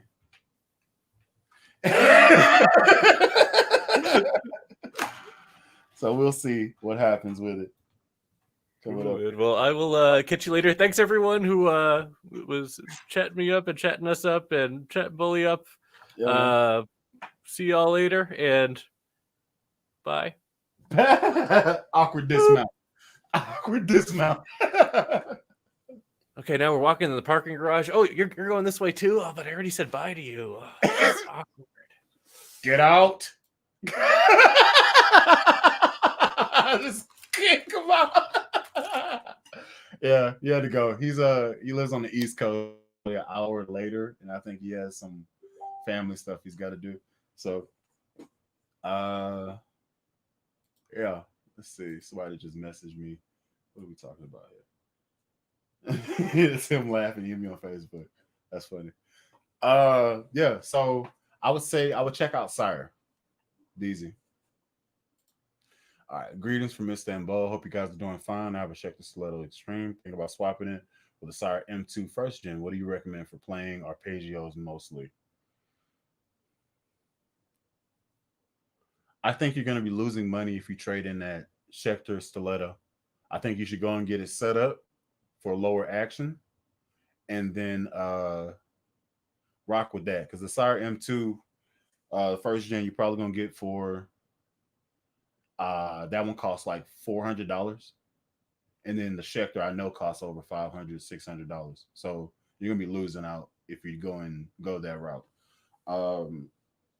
All the same, the Sire M2 is awesome. And I have a first gen that is over here. right there. This is my first gen right there, and then my second gen is right here. So I have both of them. And the first gen is like my go-to when I'm experimenting and stuff. The second gen is kind of what I play out because it has a certain thing that I'm looking for. So that's what I do. I would suggest you hold on to what you have and then just work on how it's set up, how it feels in your hands rather than go for something else. Because what you is whenever you get rid of it, you're going to kind of miss what you had with that bass. Because I used to have a stiletto, and mine was like a 6 string bass, and it it got stolen. I I know I don't have that type of tone. I don't have that sound now. I know that because I know exactly what I'm missing. And yeah, I would definitely tell you to hold on to what you got. So on that, hopefully that answers your question. Hey guys, I got Ernie Ball, Ghost Pepper, talked about it. Dope, congrats. Thank you. It's a roasted neck and headstock. Sounds great. Cool. Yeah, yeah, Harley Rick. Lobster known for the ability to be extremely still. Okay, answer that. I should put in a Music Man pickup in the glare bass guitar. If you want to, go for it, but go for it. P bass or Stingray? I like P basses, but lately I've been in a kind of like a humbucker kick. So for the most part, I play a lot of P basses. My signature bass is both. If you're looking at it, it's right there. It's literally both. I love the sound of the P bass. I love the sound of the Stingray. So I literally put both of them on my bass, and then that's my first bass right there. That's my signature model. That one. And I use the adjustment one of them depending on what I'm doing, or I run them both together, and it gives me a very tight, punchy sound, very put together, very studio quality, just off any EQ, just normal, everything flat. Sounds great. Exactly what I want for what I play, how I play, what I'm doing. Uh, so if you can see it, try to get some of this glare off of it. There we go. So the configuration is bass, low mid, high mid, treble, blend, and volume.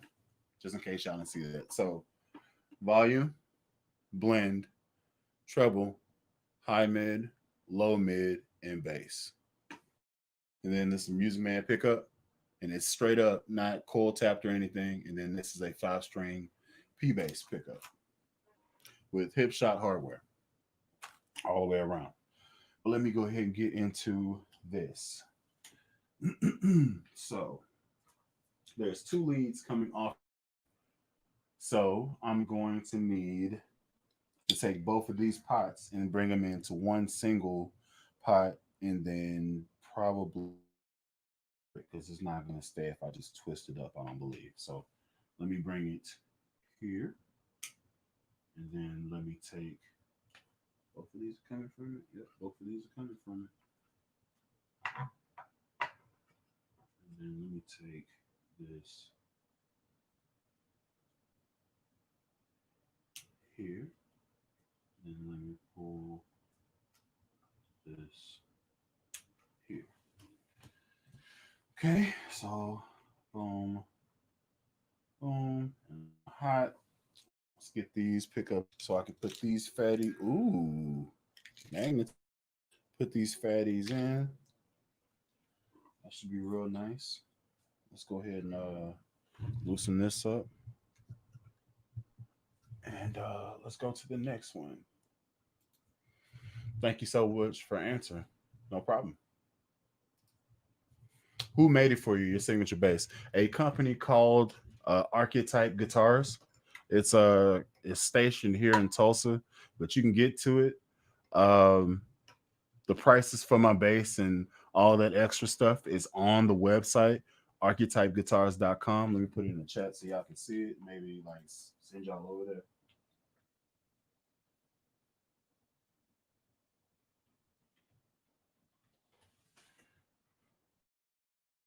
There you go. And then I'll actually hop over there so you can check it out and stuff.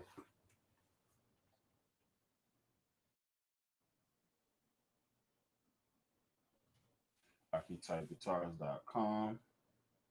And then, oh, I'm the signature page. Share screen. Get some. Yeah, boy.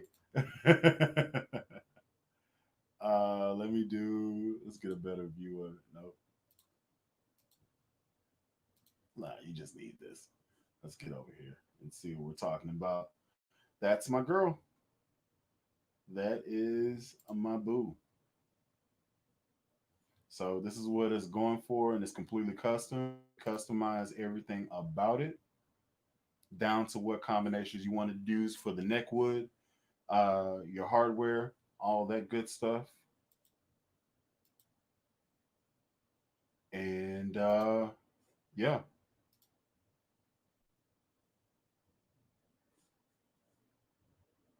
it does the thing, man. It does the thing for me.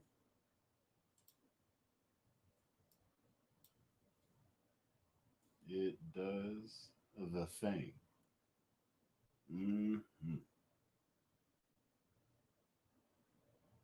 Yes, indeed. And there she is. So yeah, let me go back over here.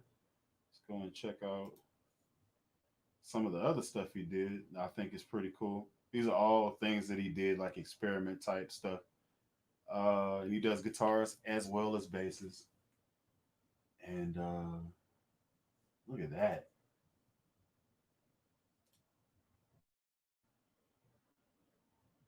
That is interesting.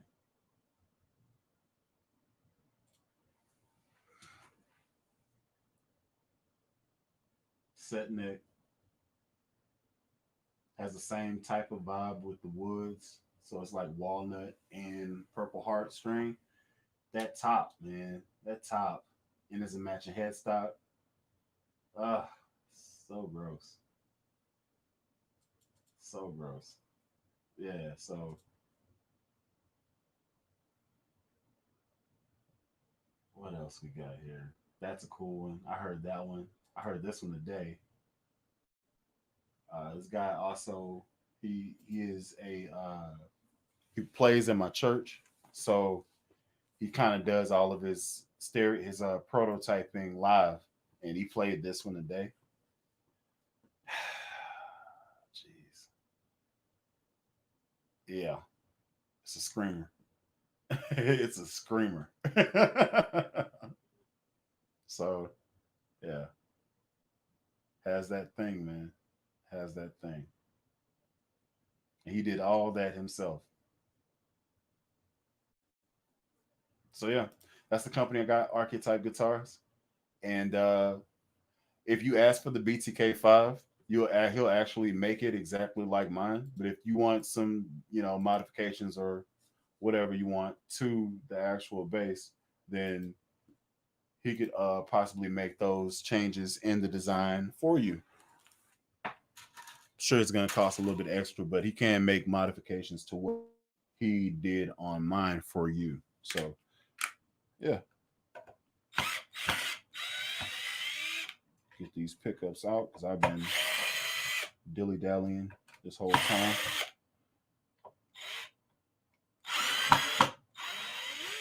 Yup, get out of there. Get out of there. Okay, so that's that. Okay, that's interesting. All right. I need to take these and put it on here because, reasons and things.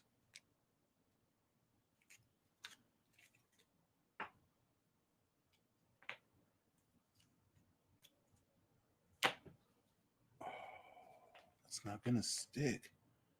Dang it. Why? Why are you put on here so good?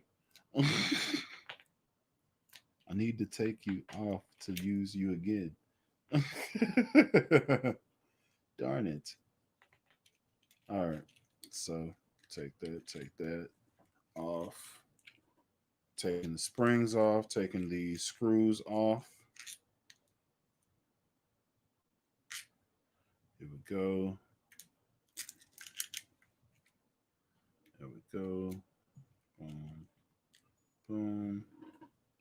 This actually isn't a bad quality pickup, so I'm gonna keep it and possibly use it in another cobbled together bass situation. So I got like 2 kit bases. So if I want to like experiment and throw in something real quick, I can use this as actually a pretty good pickup. A pretty good pickup actually. So there's that. I need to utilize something to make this stay. And I don't know what that is as of yet. Ooh. Don't have.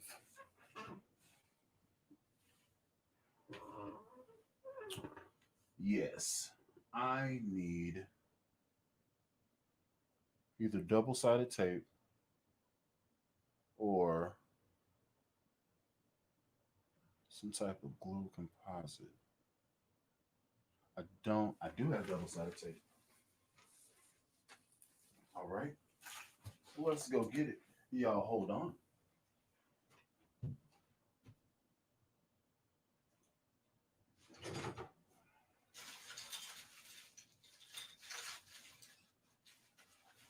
All right.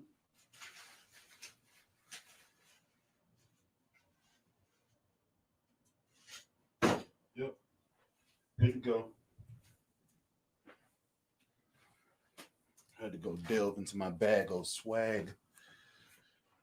All right. Now, let's cut you down to something more manageable, like such. And then throw you on the flat side so that I can stick you to this pickup and all will be well in life. This is serving 2 purposes. This is actually making the possible or the possibility of the pickup being taller a more viable reality because just the springs may not be enough to make it as high as is necessary for and do here. So throw you on there, covers up the magnet, locks in place. Sweet, sweet, sweet. Let me go ahead and strip it back some, which actually could just do this, but no. Let's just go ahead and strip it. Strip it. Ooh, come on, man. Don't be that way.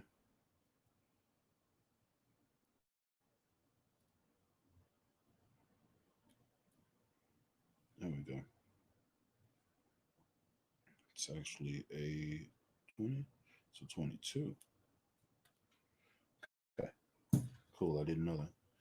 All right, that's good to go. Need to strip back this other side, and then I can lock it on down. Dang it. Of course, you want to come off now. Stay. Stay. Okay. And I'm going to put you in there like that. Which one's longer? Oh, okay, I was right. So I'm going to throw you in here like this. And then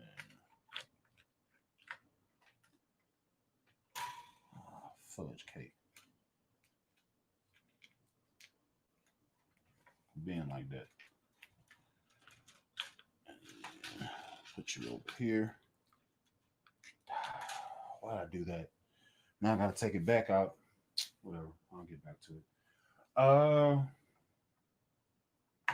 Stripping. Stripping.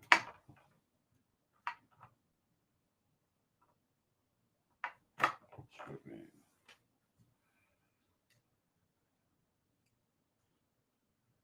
So there's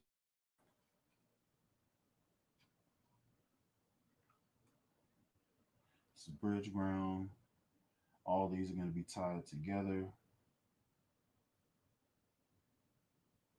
I actually wish I had like a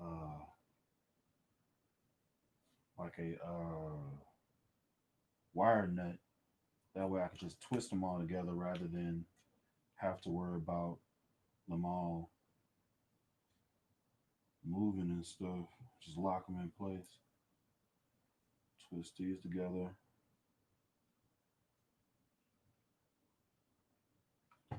Come in with this one.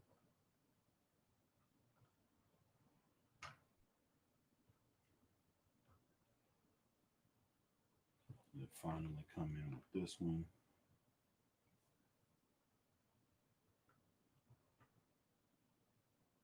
Just wrap it on around.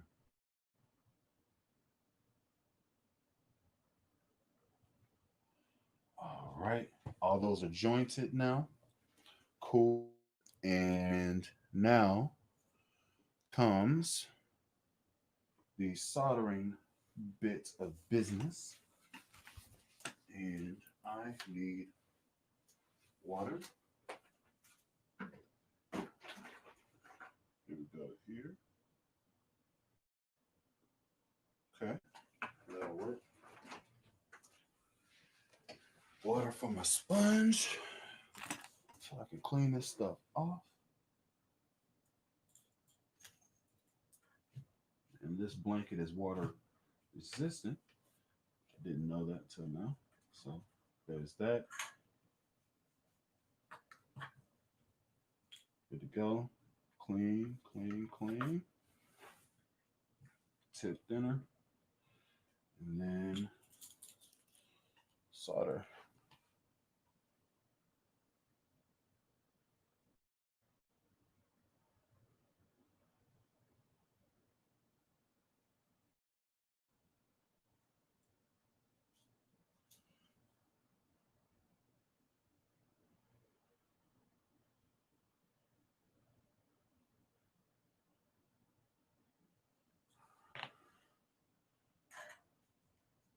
So, something that I found out with solder. The first, you have to have a good mix of rosin core solder wire. I had a mix that was like 70-30 rather than 60-40. 60, I think it's like 60 is 10, and then the 40 is lead. Pretty sure. Pretty sure. I forget my periodic table. So SN, I think that is 10, and then PB is definitely lead. So 60-40, that type of split. And then the last piece is solder follows the heat source. So don't just put it there like you're welding. Don't do that. So like if you're this is what I see on TV and I don't know how to weld, but like they put the heat source there and then they basically use the I guess the piece to kind of feed into it to lock in those two joints.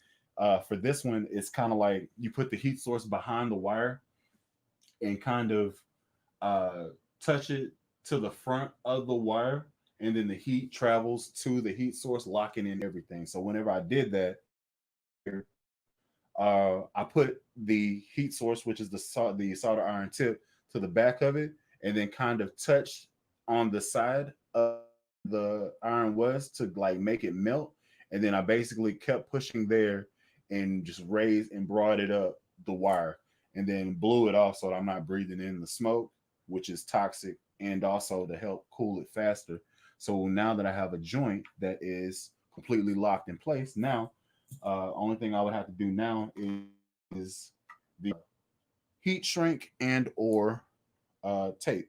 And I don't have heat shrink small enough to get on there, so I'm just going to use some electrical tape.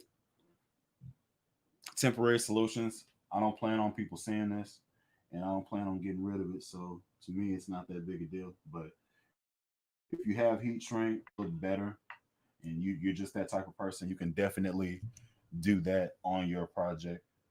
Uh, but I'm more about it working and it being practical rather than being beautiful. That's just me. So I have my hot here. And I'm gonna twist those up, and I'm gonna do the exact same thing as far as soldering goes. I just twisted them up into a point. Both of them are together. And let's bend that down, get that out the way. That's locked in. That's good.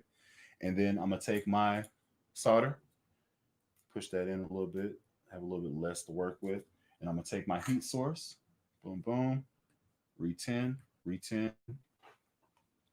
And then I put it to the back and then kind of just push into it. Come in a little bit closer for the wind.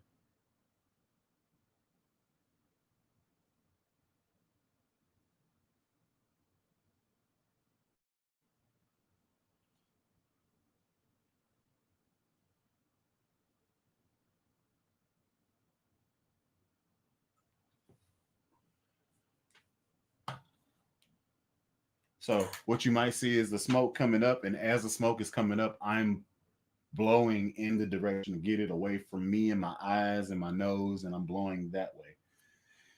It kind of works against you to a certain point because it doesn't have a lot of time to adhere to what the wire is to like meld it into one piece. So it doesn't takes a little bit of you could the wires or burn the whole situation if you take too long to get it done. So it's a lot more intricate on circuit boards, but doing stuff like this where it's just loose wires, it's not really that big a deal. Too much. Careful around the plastic or the rubber pieces that guard the wire, because that could definitely cause for a stinky, sticky situation. So that's should be good there. And then all that's left now is for me to put in these into these pickups in here. And I'm gonna go with you first because things and reasons. So 1 and 2, and then 2 springs. Come on now, don't be like that. Spring 1, lock you in. Spring 2, lock you in. And then let's get on back on up and through here.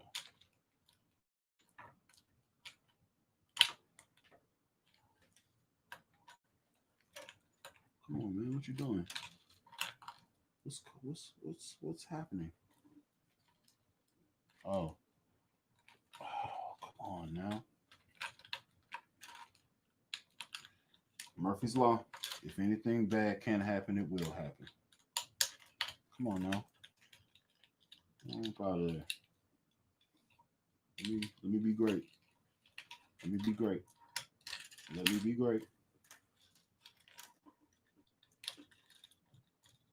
Said, let me be great.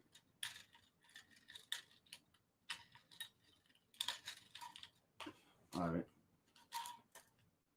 All right. I'm about to be great. Get in there. Luckily, most pickups are standardized, so they all pretty much have the same width, pretty much, base between base. So, got my springs, got my bumper stop down there. That's gonna be nice. And then I have to just make sure it's pitched right and stuff like that. So that's one. And then the next one, actually, let's go ahead as far as sound goes, because I don't want to put all the stuff back, then have to take it all back apart. So here we go.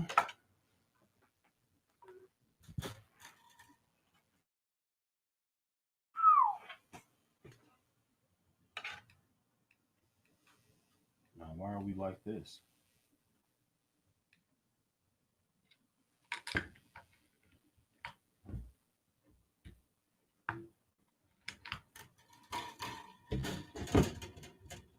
Okay, I can deal with that. I can fix that. Oh, that's because of All right, now listen to this.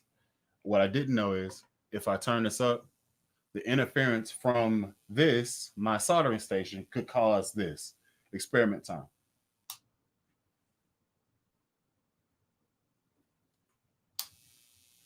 Sweet.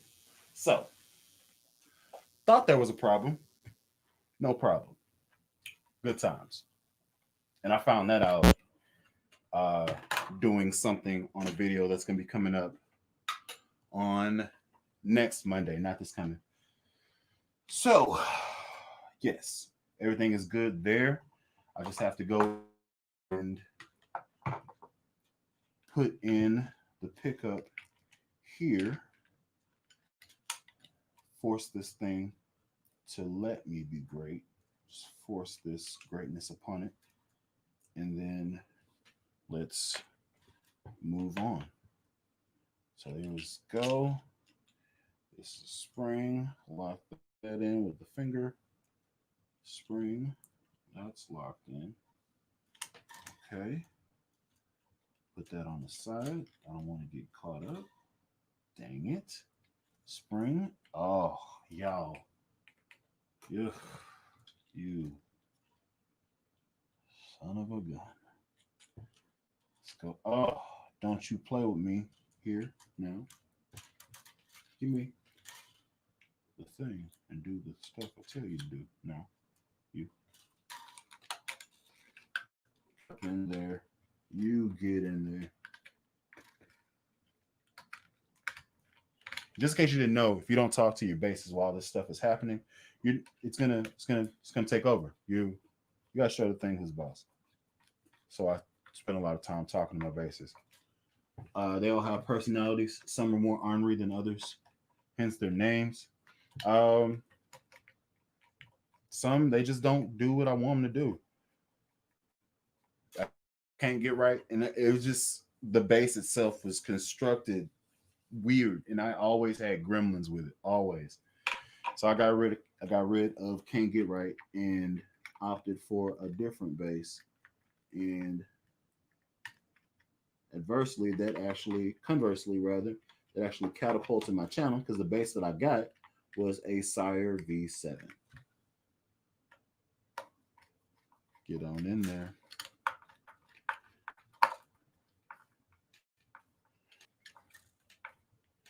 Yep. Yeah.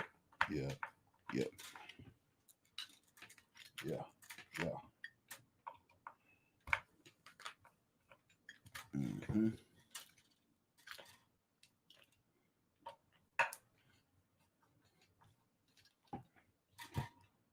Now I have to make sure the pitch is right towards the middle. That's good. All right. Good to go there.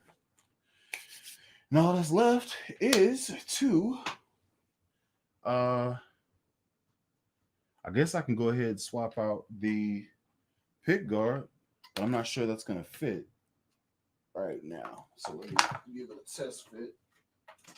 See if it's actually going to go on there. And such. And then we can just, it might. Well, just go ahead and just fall where you need to then. Just do what I want you to do, you know? I just need a little bit more clearance with, just need a look. Oh, I can't do it. Curses. Maybe I can. What am I missing here? I need this pickup to slide over. Slide over. Let me in there. Slide over. Slide. I need to open this up, so I'm gonna have to do some surgery. Put it on there. How about this one?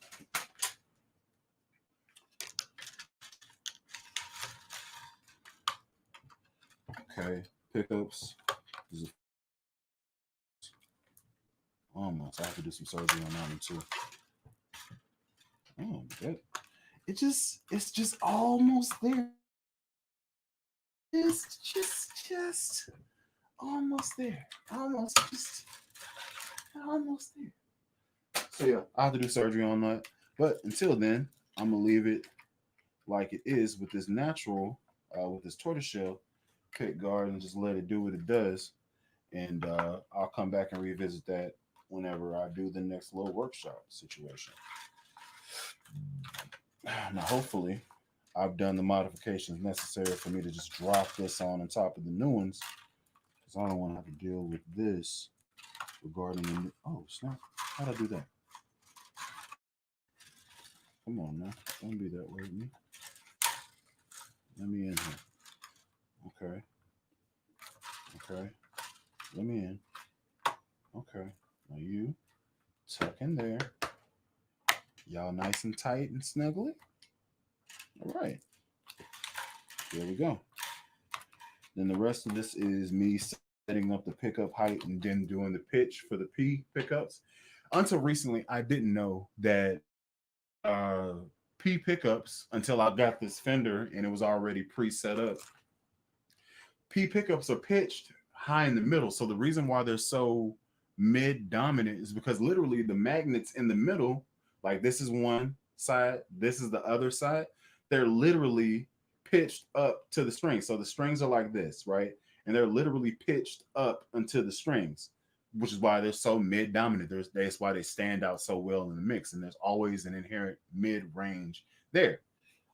Which begs the question: if you take you do this, will it give you like a scooped sound on a passive bass? That's an experiment. Uh, I guess you can do, but that's something I didn't know. But I happen to like P bass mid tone, so while I'm doing this, I'm gonna go ahead and pitch it like this and stuff, and get it in there fairly normal. This looks good and it lines up great. I'm excited about that. It lines up dead bang. Sweet. It's good. And almost more importantly, it looks good. Because if it doesn't look good, you won't want to play it. You won't feel inspiration. If it doesn't feel good, you won't want to get down on it. So it looks good. It already feels good. It sounded great before. I'm about to tune it up and we're gonna see where it is now. Should be better. But this is a new uh pickup company for me. I normally only do Seymour Duncan, but I wanted the fatties, the single hole large ones, so gave it a try.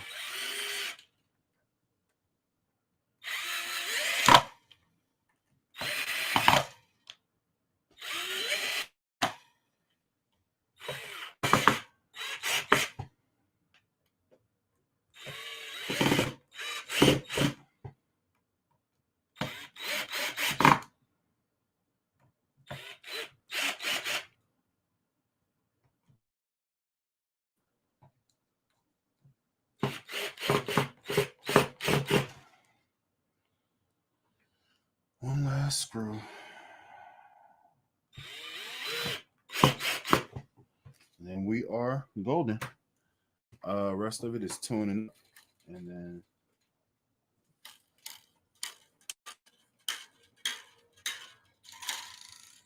jeez.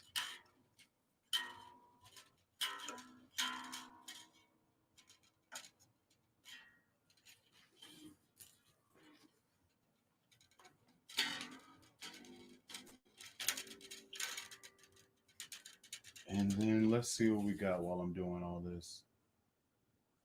Let's see. We are, and this, I'm assuming this is about the bass and the website and stuff. Archetype guitars. Man, that's nice. Cool. Is something about that blue and gold really speaks to me. Sweet. Wow. Thanks, Bully. No problem. I haven't the foggiest idea. I don't know what you're talking about. Say, let me know exactly what you're talking about.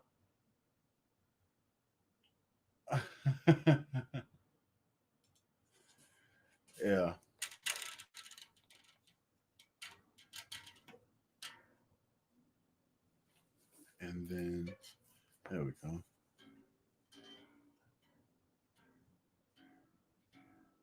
I'm gonna have to my I have to redo these because it's not sitting in there right. It's very flat and it's not radius to the neck, the string height rather. So I'm gonna have to, I haven't played this bass in a while, and it'll be a good key situation. Do you fit? Oh, you do fit. Great. Okay, so there's that. Let's get some tuning going on here. Shout out to Eddie Stevens.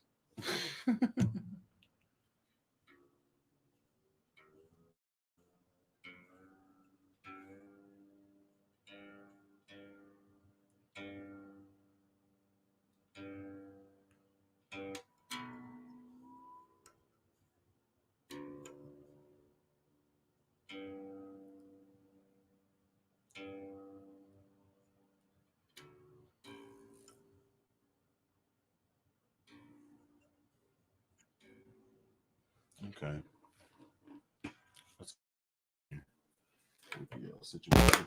It's gonna be faster for me to do it this way.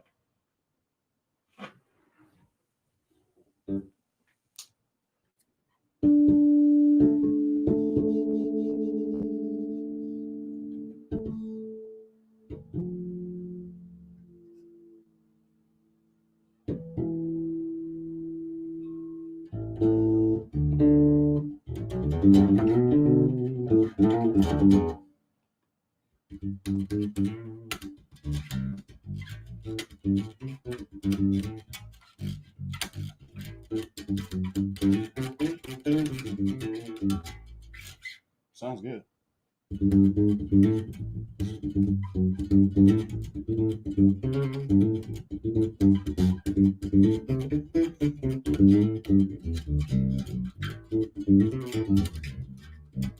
It's nice. And then tone all the way on.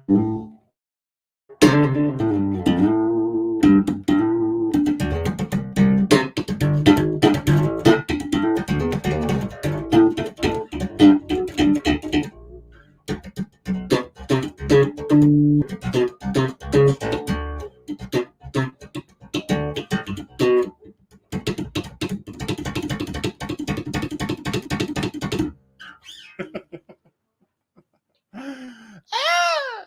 Yeah. So yeah, I like it. Looks good. Sounds cool. I gotta still have to set it up as far as pitching goes. I haven't done that, and I also have to hit up how the strings set on the fretboard as far as height, because my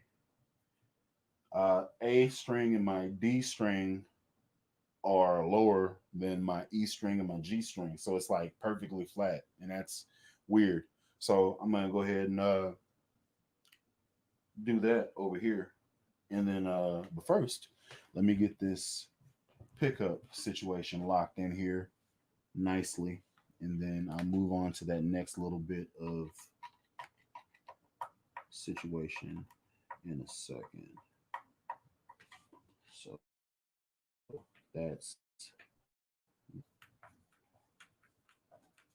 go here, then let's raise you up here, and then let's raise you up here. Check you out.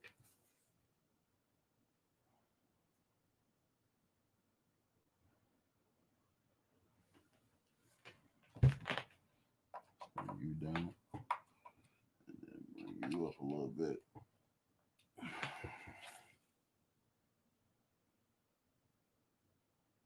That was pretty good. It's about as close as I want it to be. Great. So there's that. There's enough meat for me to put my finger on here.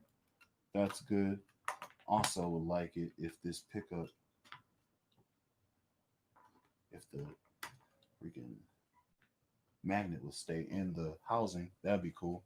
But it doesn't.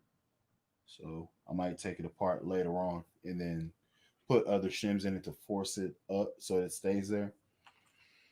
But it looks good for now. And let's go ahead and hop into. And I need to get off here because I've been on here for about 2 hours. Uh, yeah. So that question was, I had a pick guard question previously. Okay.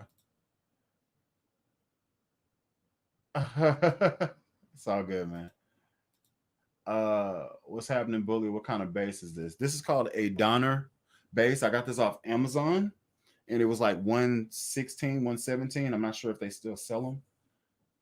If they do, I would definitely buy another one because I like how this feels. Like I like this bass. Yes. I definitely get another, especially if they had like different colors and stuff. So let me actually check and see if they actually do.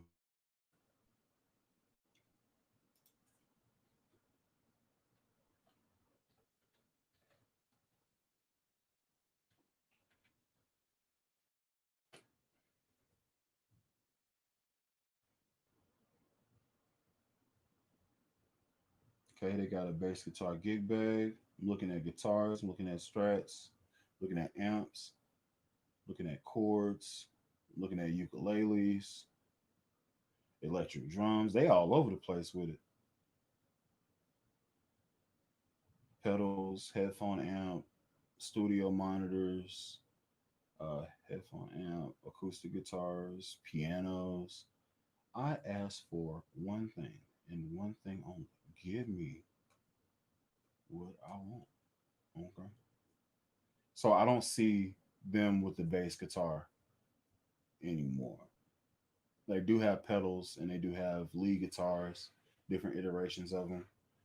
Headphone amps, pedal. I said pedals, wireless transmitter systems, EQ pedals, tuners. They got a lot of stuff. Everything music related. It's pretty dope. But they do not have that bass on here anymore for whatever reason. I'm looking for it. I do not see it. That kind of stinks. But yeah, this is a Donner standard series bass. I think I got it. Well, the company sent it to me to do a review, but I got like it cost 109 from Amazon. So yeah. Um. So let's see. Wow, looking for a P bass. What are you putting in it? Okay. I just put in some Alnico 5 single pole pickups, and I kind of test fitted a new pick guard that I'm possibly going to be throwing on it. Looks like this is actually pretty freaking fire. It's pretty dope looking. So I'm probably gonna put that bad boy on there eventually when I fit it to mold here. That's gonna look real good. I'm gonna get another strap and stuff to put in there. It's gonna be nice. But for the time being, this is what we're rocking with now. So yeah, this is what the bass looks like with the single pole pickups in it. Looks good. It hits dead bang in the center of each one of the pieces. As you can see, it hits dead bang in the center of each one of them. It's nice. And I got these pickups off of eBay for I bought two of them for 41, and I might go and get two more just to have, why not? And thinking about actually picking up a Harley Benton P bass in the color that I showed you because why not? That's literally the only reason. I don't need another P bass. I really don't need another P bass. Um, and the P bass that I have. Ooh, I might do it in this one. Do I have another one? That would be an interesting idea. Coming soon. These pickups, this bass, coming soon.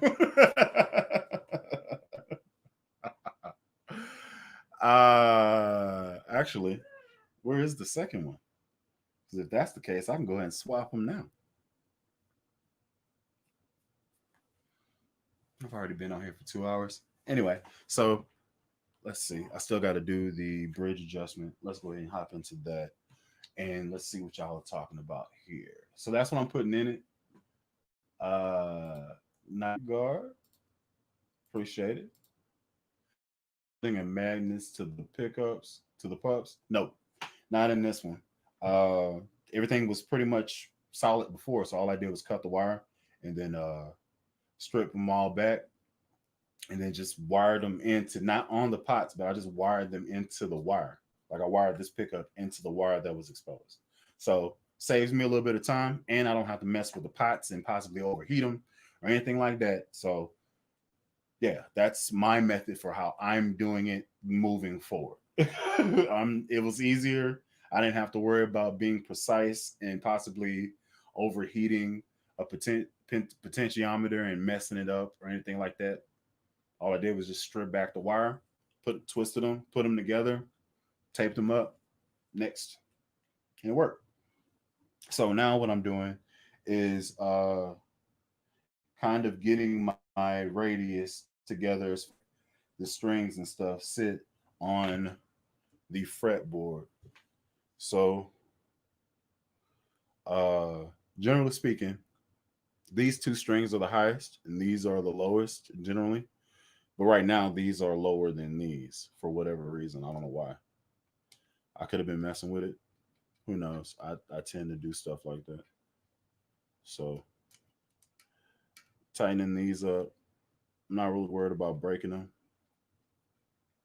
These are pretty well worn in, so they're gonna have some give, and it shouldn't pull it like that and pop them. I'd be more worried about stretching this one out and breaking that one. Here we go, raising these up. So as I'm doing this, I'm trying to look at the level of threads that are like viewable, and I'm trying to match them up fairly the same on each one of these screws so that they're level across the plane, holding the string and stuff like that. So there won't be any knocking or anything like that. 3, 4, 5, 1, 2, 3, 4, 5. Return. 2, 1, 2. 1, 2, 3, 4, 5, 6. 2, 3, 4, 5, 6, 7. Yep. All right. So I was just counting the threads that are visible there. Yep. Yep. Let's get this tune on.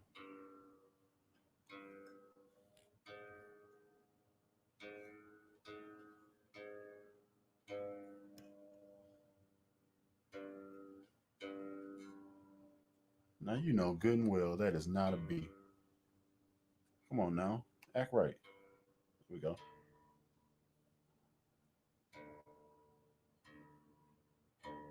There we go. Get right.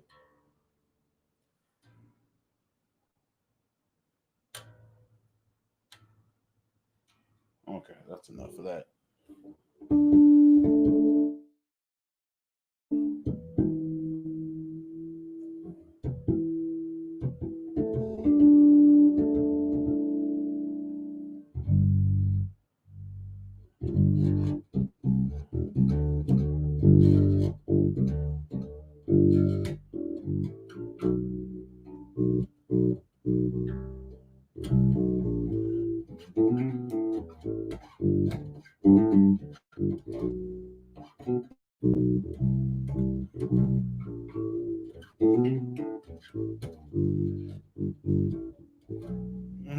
Anyway,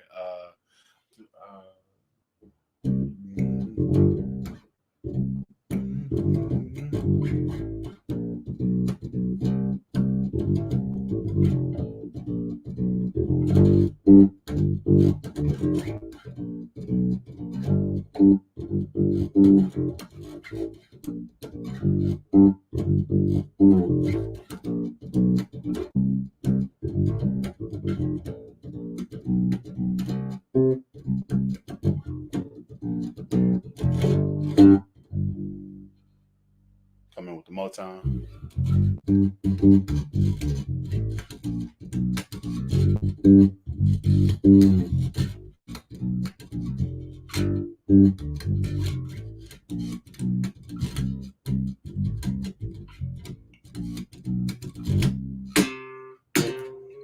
So yeah. I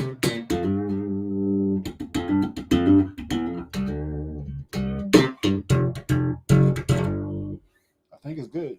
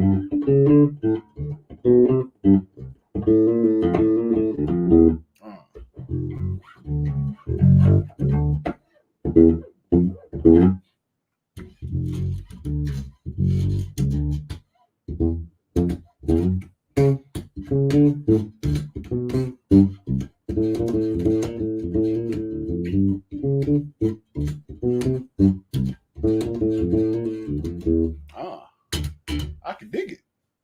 So yeah, that is the end of this little install, kind of. I got it set up like I like it. Sounds pretty good. The mid range is a little bit harsh.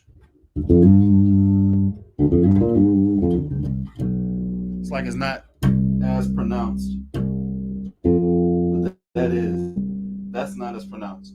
And this pole piece isn't all the way up. So I have to go back in and then do something about putting something extra in there, maybe like a sponge or something, to prop it up, to force it through this hole, because it's falling down, and that's gonna aggravate me.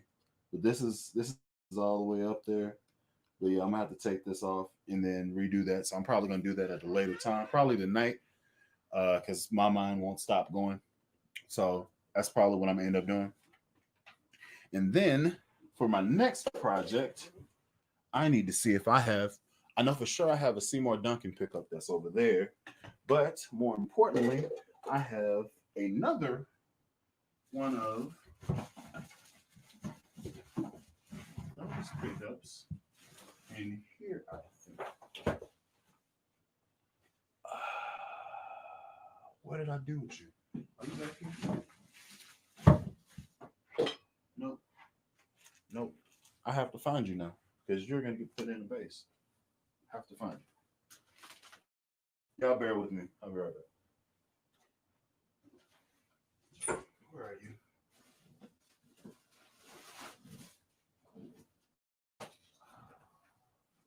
Yep. Come on now.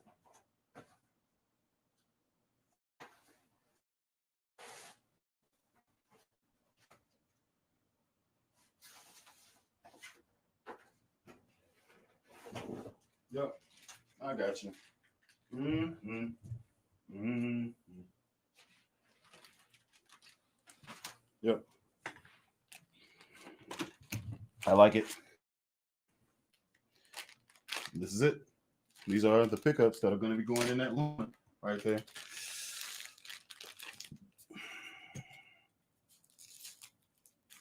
Yep. Fatties. Fatty round 2. So yeah, that's going to be happening pretty soon. And yep. Sounds good. Worked out fast. Pretty easy to install. Just a little bit of experience and a little bit of time made it happen. So this is going to be going on. I'll put you over there. You can chill. You are not done. I'll swap you out. I need to finish putting in the screws into you. And then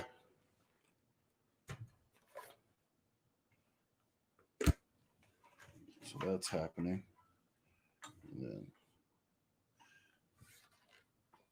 And then you can be done. You are fully installed and you line up pretty good as well.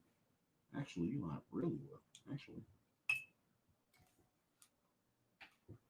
and I can move these over so that they hit directly where I want them to, which I am doing now. Here we go, here we go, here we go. Yep. And then, yep. Now, perfect spacing and pickup screws. So, where is my, yep. There is that. And then let's see what y'all talking about. Here we go. What's the best affordable tortoiseshell pick guard? I got mine off of eBay. All these ones I have, I got off of eBay for like $6, $7. So, yeah. Thanks, Billy. What's the mint one with the gold preamp in the back? That's an Allen Eden.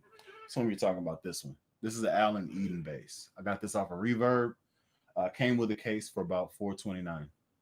It's a nice bass. It's a nice bass.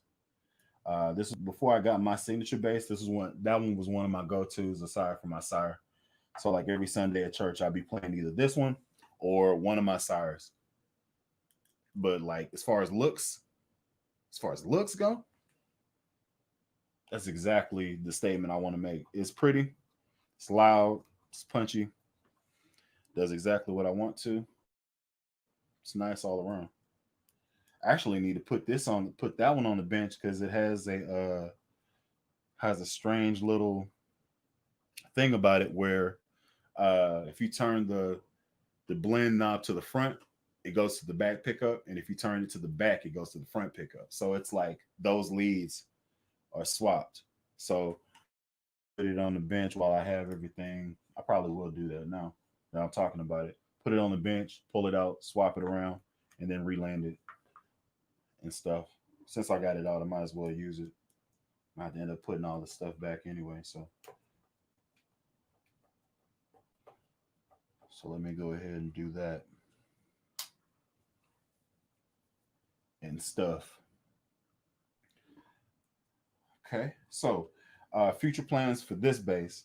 I'm probably gonna put in a Ardare preamp, but that's after I change the strings to see if that was actually gonna make it like that. I think it might make a difference because these strings are pretty dead.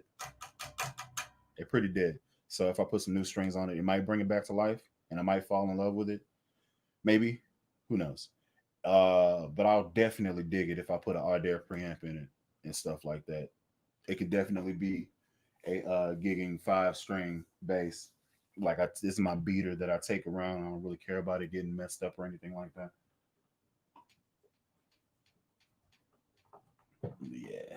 So I have two basses on this level. I have this one, and then I have my Harley Benton, which is back here, right there, and they both serve the same purpose. Harley Benton has a little bit more options available because it has double humbuckers and a 5-way switch, and it kind of sounds better all the way around as well, or it did until I did this. And it's only $200, so it's like $120 cheaper than this one, and sounds better and gives you more options. So I feel like worst case scenario, I sell this one for $100 to somebody, some lucky person, maybe, or do a giveaway and give away this bass. Take my pickup out and then throw it in the Harley Benton, or put it in a new bass. Who knows? I don't know what I'm gonna do with it. We're gonna see. It's basically a toss up right now. I don't really know, so we're gonna see. Yeah, looks good, sounds good, ish, and can only get better from here. So we will see what's going on. Put you up, back in line, stay right there, and then you come here, come here. Yeah. So this is my Allen Eden bass. Go to the store. This color, seafoam green, gold hardware, all that stuff came on it by itself. I don't know if you can see it because it's kind of washed out, but it is like a seafoam green. Has abalone inlays, and then I took the leisure of putting in abalone knobs because I felt like it needed it, so I put it in there. The gent sounded good. Straight truck. Okay. What strings do you use? So those were Black Beauties on that bass. I usually use MJC strings. Just hit my headstock on my ceiling fan. Now there's a white scratch down. Get you some get you a towel and some and a rag, man. I don't know. Sorry. Wow, she's pretty. She's nice. She looks good. I'm about to put on the chopping block to get worked on though. I've been looking at Harley Benton to redo over. Love those out there pre's. They nice, man. Man, she bad, bro. Me and to ask you about it. Dope. Cool. Well, she's about to get opened up. So I might be able to explain what I'm talking about once I do this. She's getting opened up. That's happening right now. I actually like this styling. It has the option of being string through the body or string through the bridge. That's how this bridge is set up. But this body is only string through bridge, but it has the holes if you wanted to add the ferrules to make it go through the body. So later on, that may be a thing that I do. I'm not sure yet. Uh, I'm not one of those people that kind of like it has to be string through because it has more sustain. That's not the type of playing I do. So never really bothered me that that was a thing that was the truth about it. So let's see. Here's one, and then red wire. Ooh, we shielded pretty nicely. That's pretty cool. All right, so I'm assuming you got this white wire is going here. Pick up one. Oh, they really did just do that. Pick up one and pick up two are actually swapped. They really did do that. Here we go. Here we go. And we are going into surgery.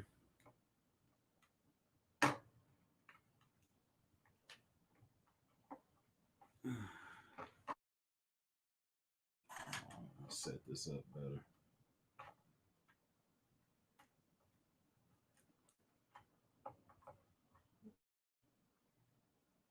What?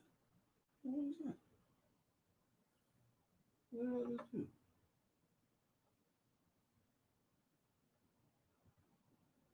I'm gonna make the assumption that you're a ground because that's that's not cool. I just did that. I'm gonna,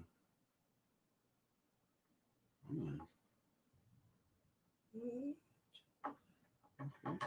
I'm gonna stick you back on here because I don't know what's going on here.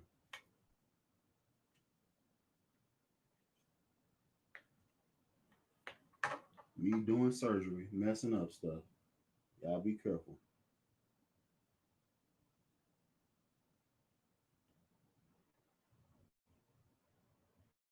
So there's that. It's locked back down. Where's my stuff?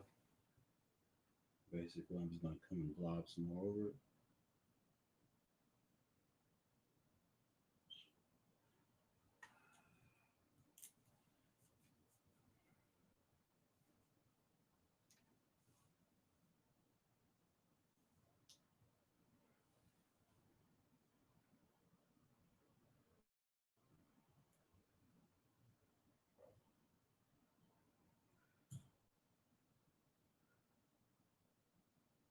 And then boom, lock it in.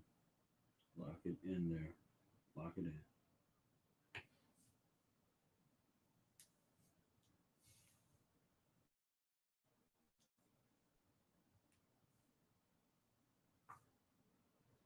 Oh, dang it.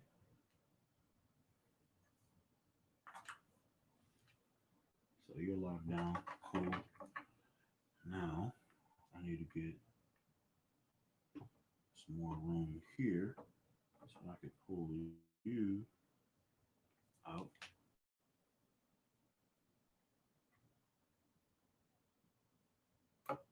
That's out.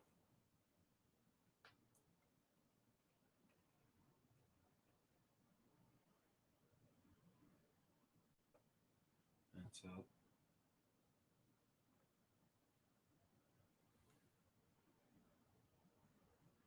Okay. All right. Now, we strip. All right. Cut.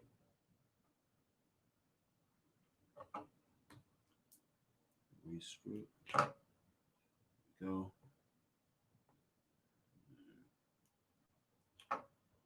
Yep. Get the phrase. Yep.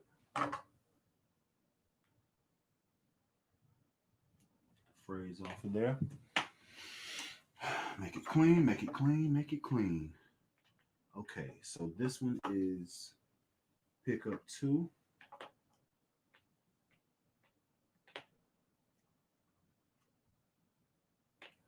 Okay, good to go. Pickup 2 is up here. Twist it up. And sorry I'm not like watching y'all. I'm kind of workshopping right now. And feed it through to this, and then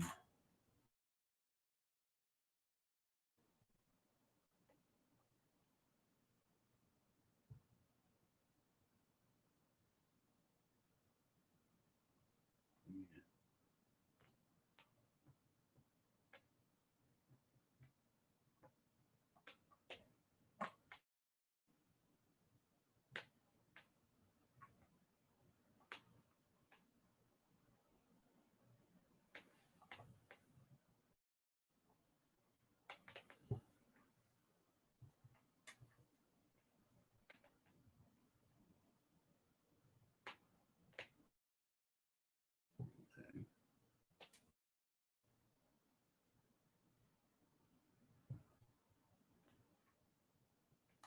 Gosh dang it, man. Come on now.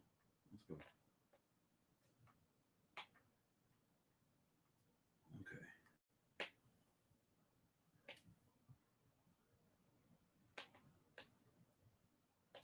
All right, Alan. You and your big fingers. Let's get it.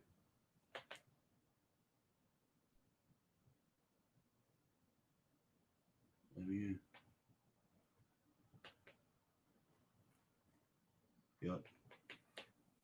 Lock down. Let's get you out of there and try it again. Okay.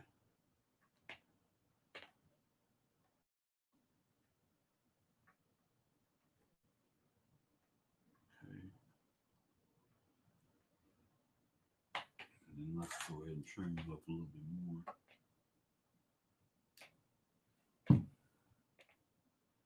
All right.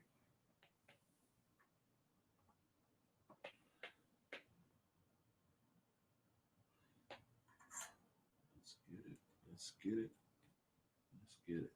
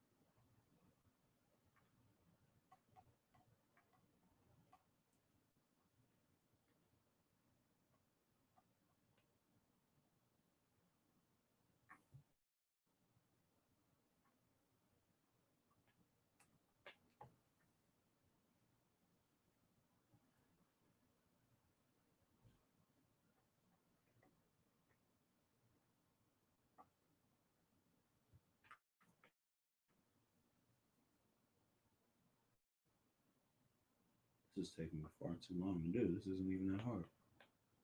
Why is it doing this? And it's just this one spot. Crap, man.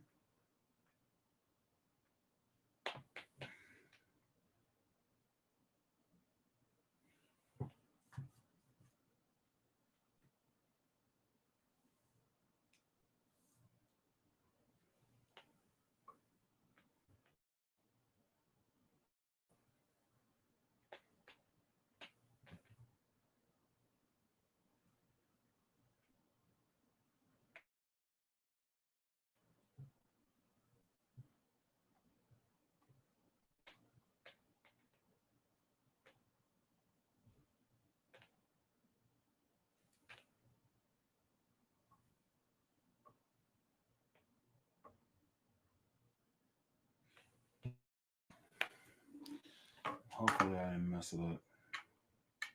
We shall soon see, though.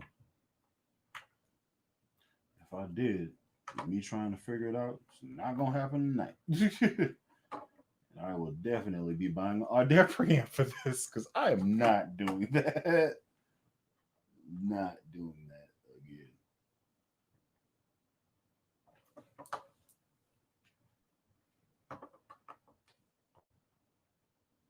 So boom.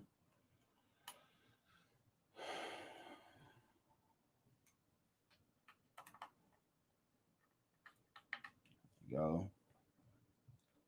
That's in there. All right. Let's give her a rip. See what's going on with it.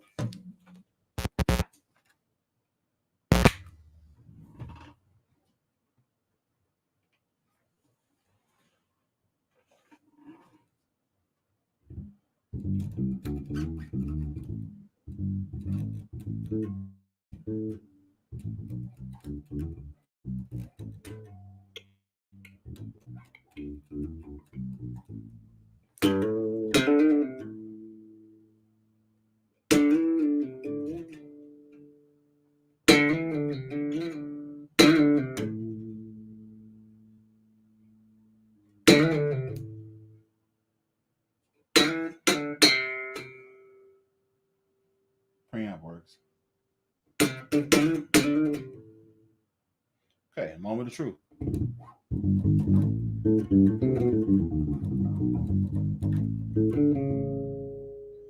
Back pickup.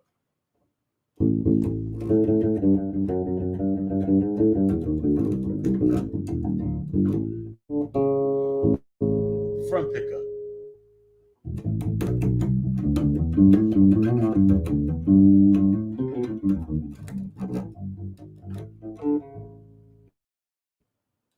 Yeah. That quick. Yeah. Let's see.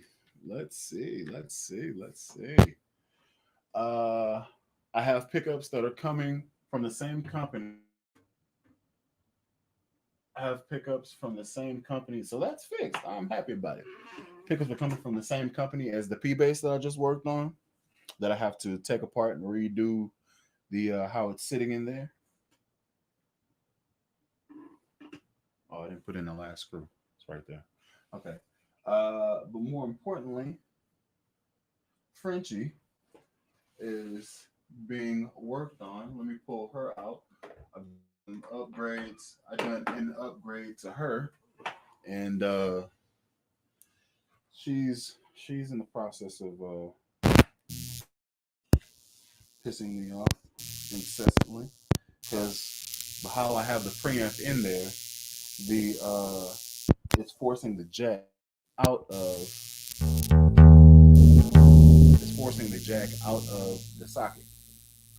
So it's ticking me off. So she's gonna be the next one that goes on the list of things that I need to get uh, working.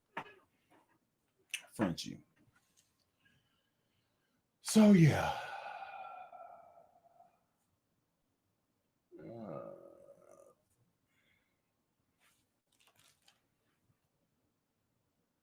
Okay, so I think this is the last one I seen. That's a nice bass. Thank you. Nice, Doc. No problem. Have you tried the Sire V10 yet? No, I haven't got a chance to play it yet. Bully Jam. Your jam with your mates and the singer was awesome. Oh, that's my sister. Yeah. So I think they're talking about, I think Floyd Lay. When did this come in? 9:32. So this just came in. So let me check it out here and I'm gonna make sure what you're talking about. Let's see. The jam with your mates and the singer was awesome. I'm assuming about.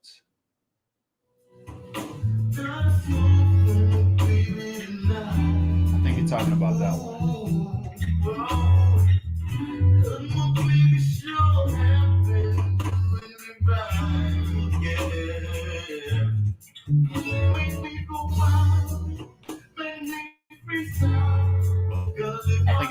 that one.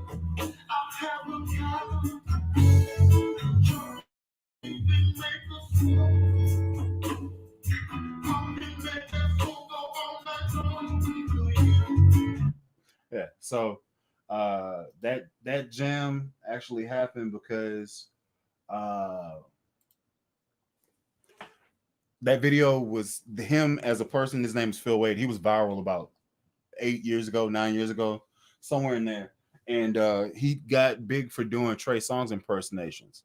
And so his name blew up.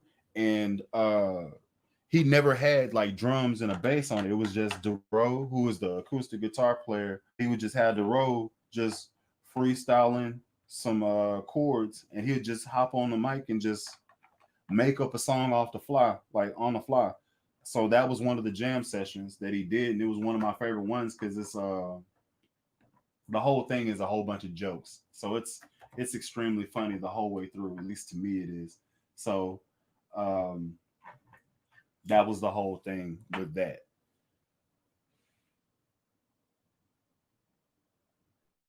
Now the question is, how am I going to make this? This is designed for it to go in the compartment. This is aggravating me. So I might try to see if I can put it. I have this already done, and I do not know if I ran a wire back there. And I did not run a wire back there. Oh, that's right there, though. That pops out right there. Oh, that's convenient. Good job, me. I, yeah. Okay. So how can I do this? How could I do this? I need to. Is the battery going to fit in there with the thing? Here we go. It should. It'll be tight, but it should. I need a flatter battery head. Do I have one? I'm not sure I have one. Or I could just chisel out that piece so it fits in there. That would be faster.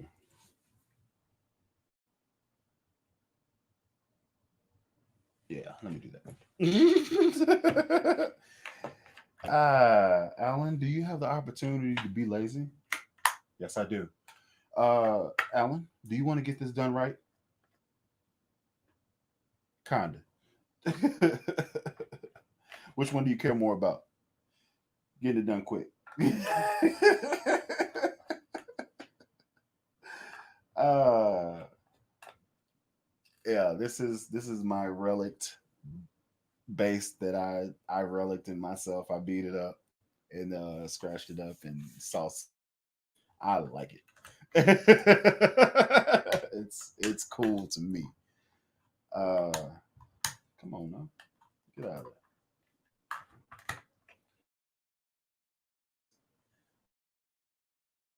It didn't cost me anything but like 30, $40, maybe. I think I got like a discount because it was on scratch and dent, which is perfectly fine because I think the dent that was in it was these dents in the back, which I was gonna beat it up anyway. So I was like, yeah, this is horrible. Give me a discount. And they were like, okay, just take it easy. And I was like,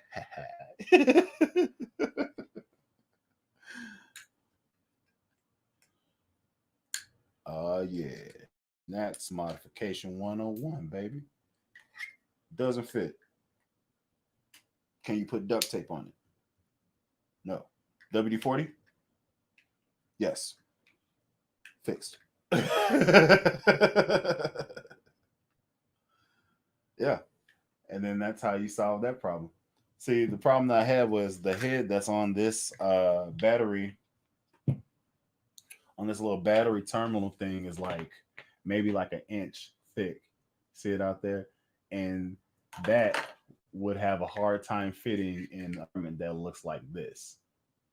Right? So what I did was I just opened it up, and then I'm gonna take some one of my screwdrivers, and I'm just gonna scratch back into the wood to kind of make a divot inside of it, and then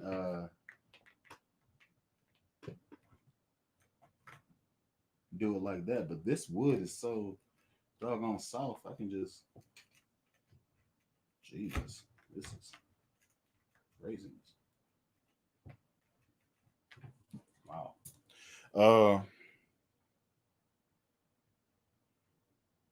I should get a power tool and do the whole whirly woo, but I feel like that'd be overkill. And this is what happened to that other screwdriver? Why do I keep losing stuff?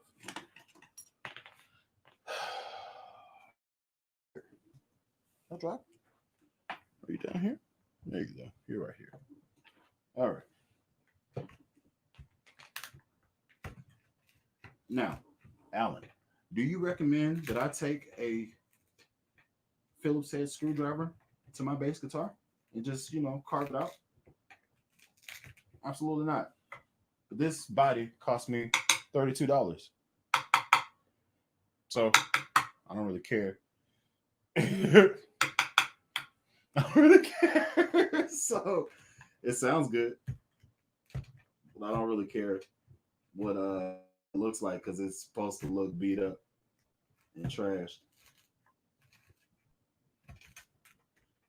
And that's kind of what I was going for.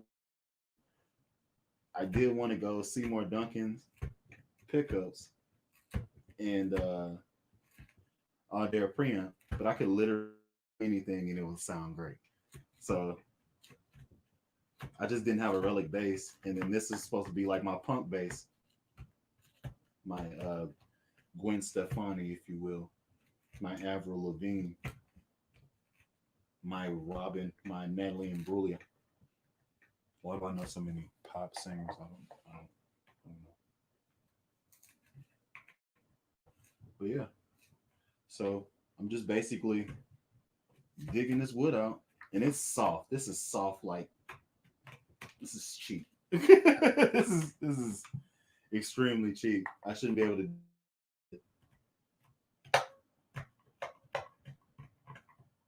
And then there's that, and then I'm just gonna have nothing to put it in. I don't have anything to put it in, so I'm just gonna dump it. Boom.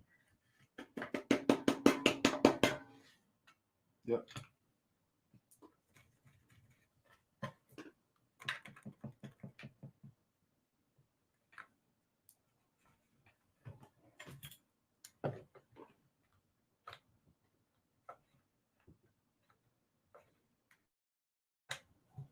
Okay.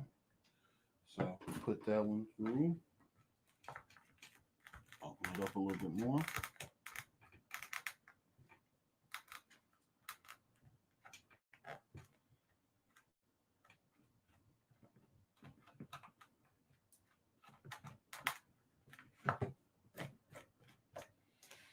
All of this area is going to be covered by this plate, so I'm not tripping on that.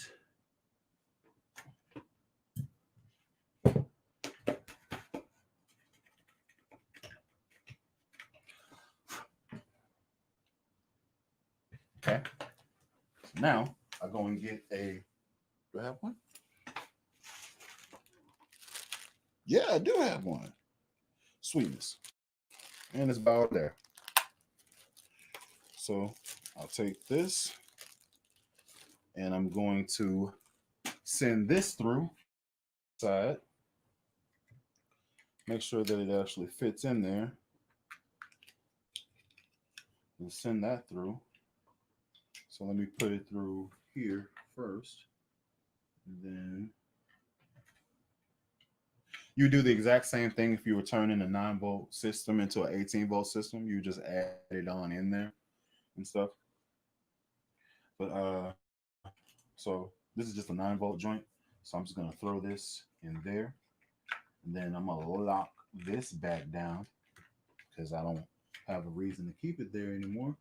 And then I'm just gonna test fit it to make sure that my battery can fit in there. And I have enough room like a glove. Yeah. Now, I need you to get out of there. Hey, I need you to get out of there. Get out of there. Get out of there. What's happening here? Why don't you get up? How am I going to have to get you up? Oh, I need to make it deeper in there. Do I? Might need to make it deeper in there. So it can slide forward and get out of there and stuff. So, it's all just playing around with the variables you're given and doing what you can with what you have. And I could have made this a lot easier with the Dremel. And yes, I do have the tool. Just being lazy and I didn't want to take it out. Also didn't want to get sawdust all over everything in here, because that's annoying. Often more annoying than messing with this for minutes at a time.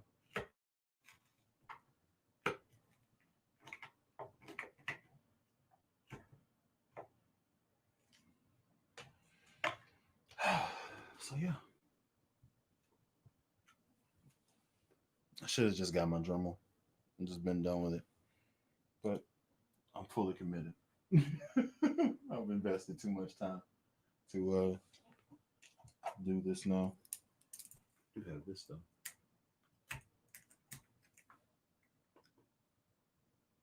Thought I heard my phone. Oh well.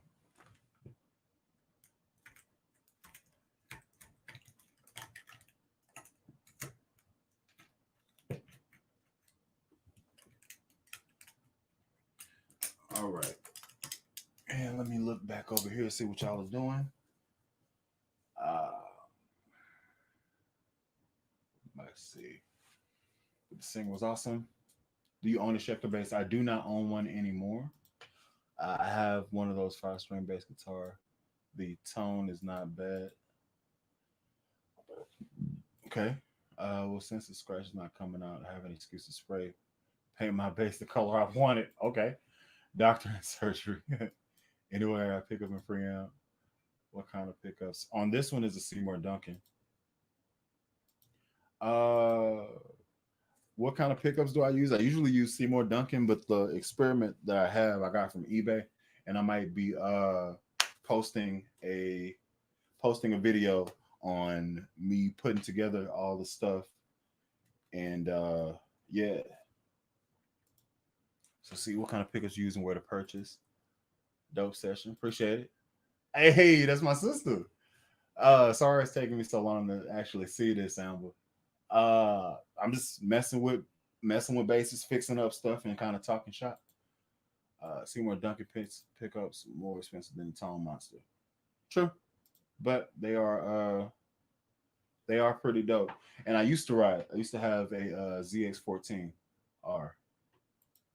Kawasaki. Yeah, I no longer have that. I now have a manual Mustang. I like that far better, and I use it far more. Doesn't really go as fast, but you know what I'm saying. How often can I go 160 miles an hour? You know? So. Yeah, I used to ride. Used to be part of the Rough Riders as well. But those things are kind of behind me. Kind of. Who knows? I might do it again in the future. But for now, I'm cool.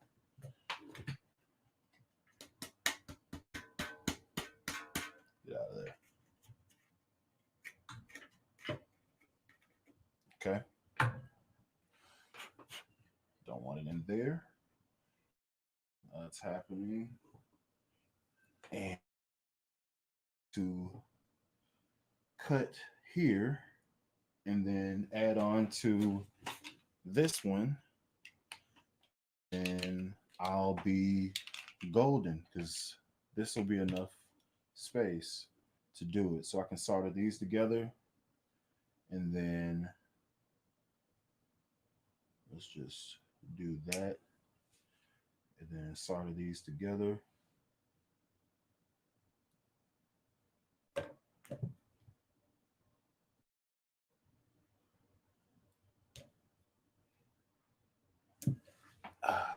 Twist and solder, twist and solder.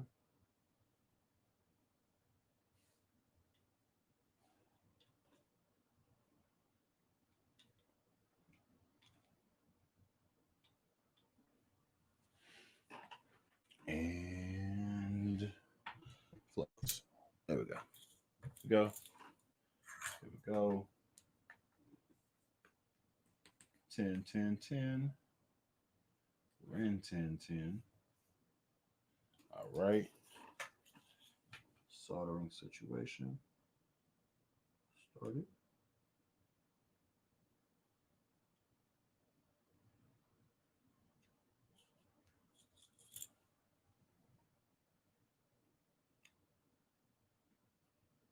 Oh, yeah.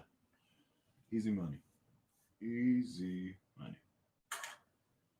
Yeah. Now the question is, why did I do that now? Stupid. Why did I do that? That's the question. Because it's not inside the base yet. Dummy. All right. So here we go here. Strip it back. There we go. There we go. Battery's already locked in there.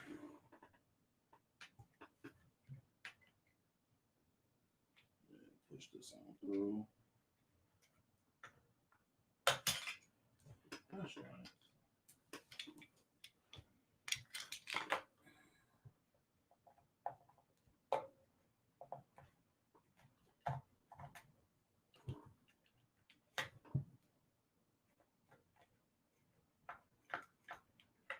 Okay. Here we go.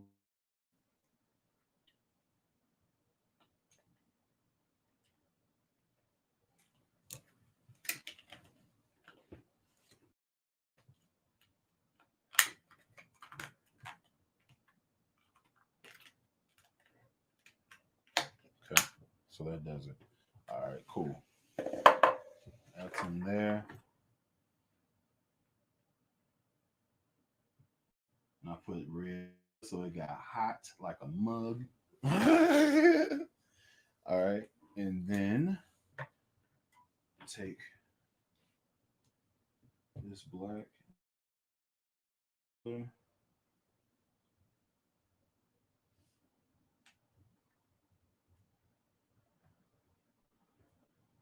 my solder together.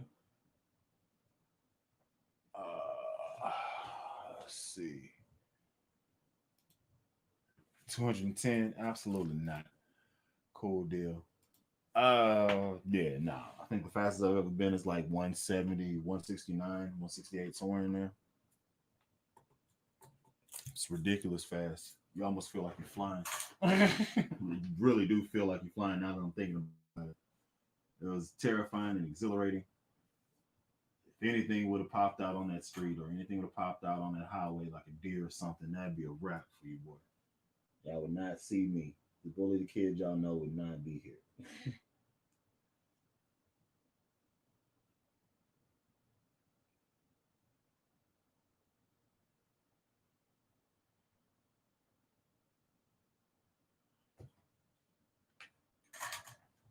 That's locked in. Now I have to come with this one. Strip this one back. Same thing. Here we go. Twist it up. Everything should be dope. Should be cool. Because now the battery is not in the compartment, so it's not going to be pushing up against the jack. So it means that it shouldn't be causing any problems as far as spacing and where everything is located anymore. So there's that. That's good. Only thing I'm gonna have to do after this is tape it up, wrap it, clean it up. That's about it. Yeah, easy money. Easy money. Take that every day, all day, baby. Every day, all day. Boom. So take my strips. Need three. One for the red, one for the black, one for both of them together. Wrap it up, make it look good. Then tuck it all in, and then on to the next, on to the next one, on to the next.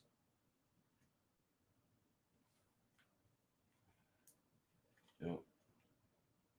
Red lock taped up, good to go. Yep. Oh snap.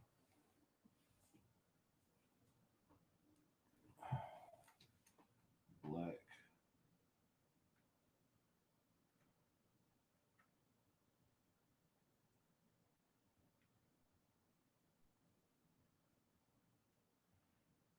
Go.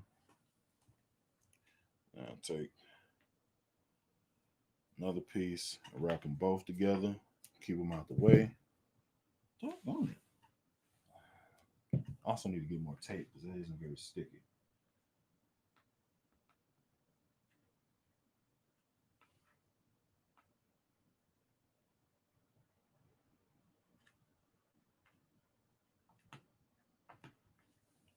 Extended. Everything is in here. Everything is in its place. Just tuck the wires in here. I just got to put the screws in the back. Make sure that's bent. Make sure that's bent. Cool, cool, cool. Check my gains on here. There's that one. That one's already up. Put that here. Put that here.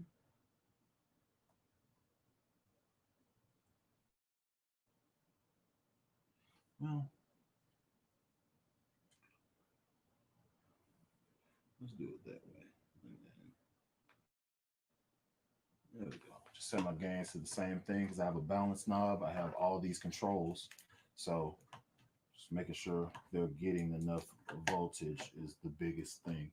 And it fits like a glove yet again. Let your boy in here right fast. And then where are my screws? Here it goes. Boom, boom. Good to go. Got a lot of stuff done in this little piece of time. I worked on like 4 bases. Got my projects done. Only thing, go back to the Franken base and actually hook her up and stuff. Just need to put in the 4 screws into the back of here.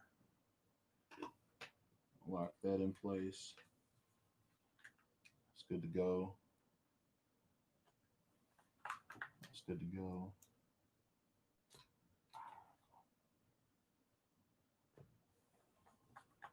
That's good to go.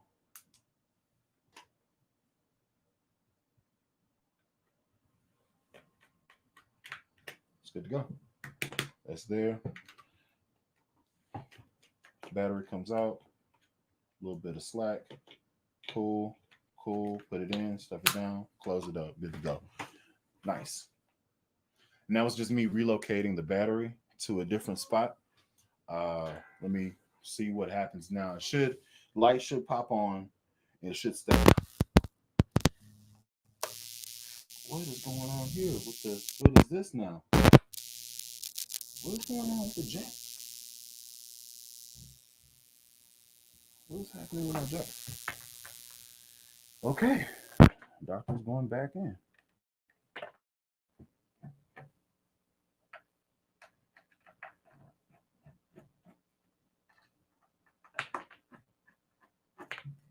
Everything should have been cool.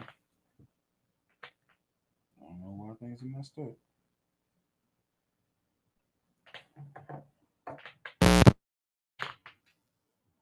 Oh, that's what's happening. But why? Why did that happen?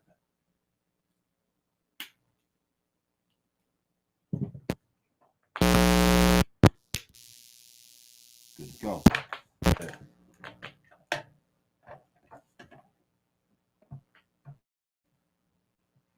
All right. This is the moment of truth. I'm just gonna put in one screw just in case I gotta go back in and look at stuff.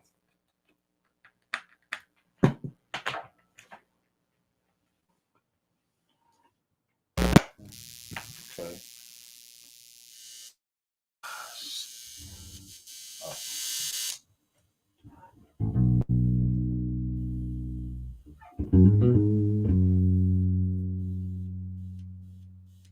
Dang it. I have a grounding loop somewhere and I have trash in here.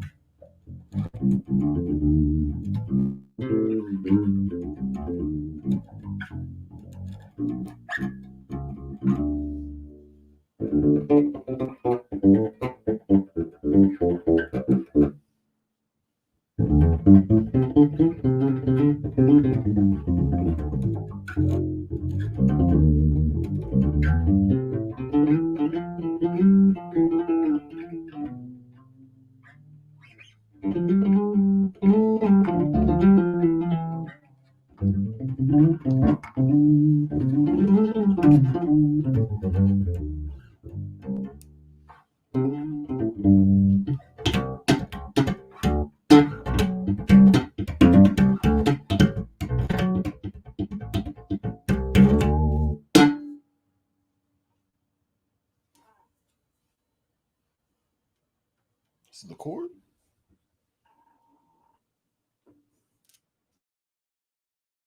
Oh yeah. That's the cord. I can take that. Cool. I can definitely take that.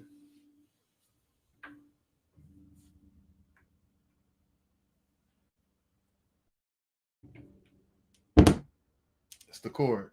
I can take that.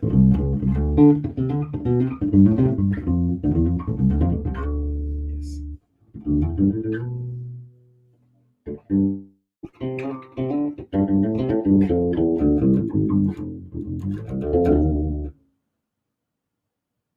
And it's on the back pickup. And it's not, that's all the way up. Front pickup.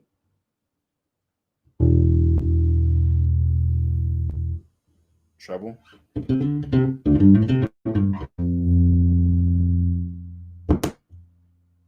Cord. I can take that though.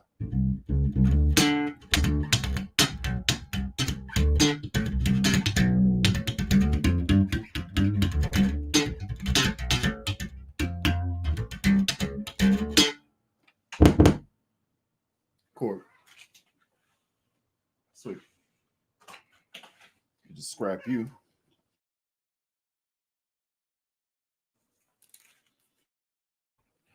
I can take that. Throw you away. And we are done with this project. 4 bases up, 4 bases down. Just needed to relocate the battery, fix the jack so that it accepted a 1/8 inch plug.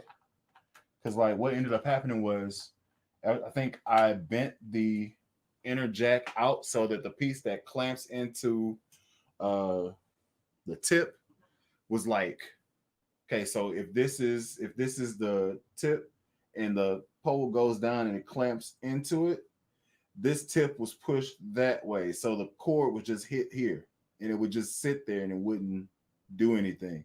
And I pull it out and then go back like this, and then I push the cord back in and it'd do this.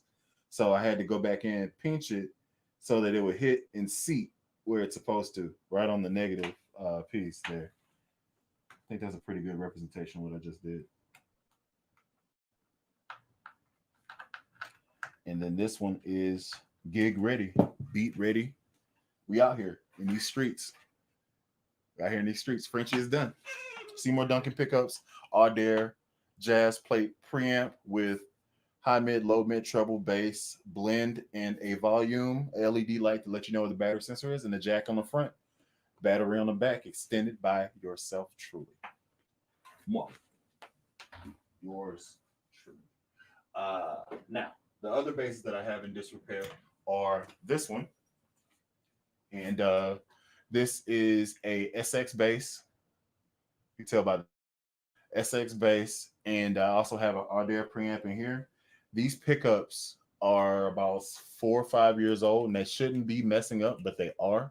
So I have replacement pickups that are going to be coming, and I'm going to put those in there, and I'm just going to wire it into what we got here, and we should be good there.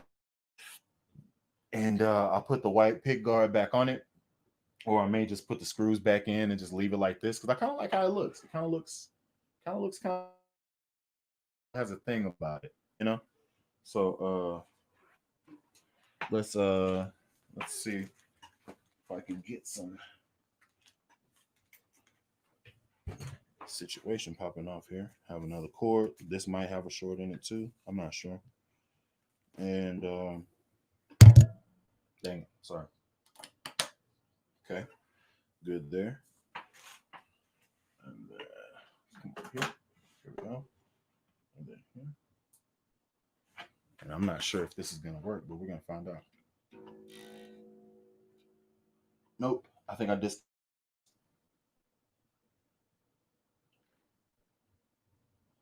did disconnect everything here.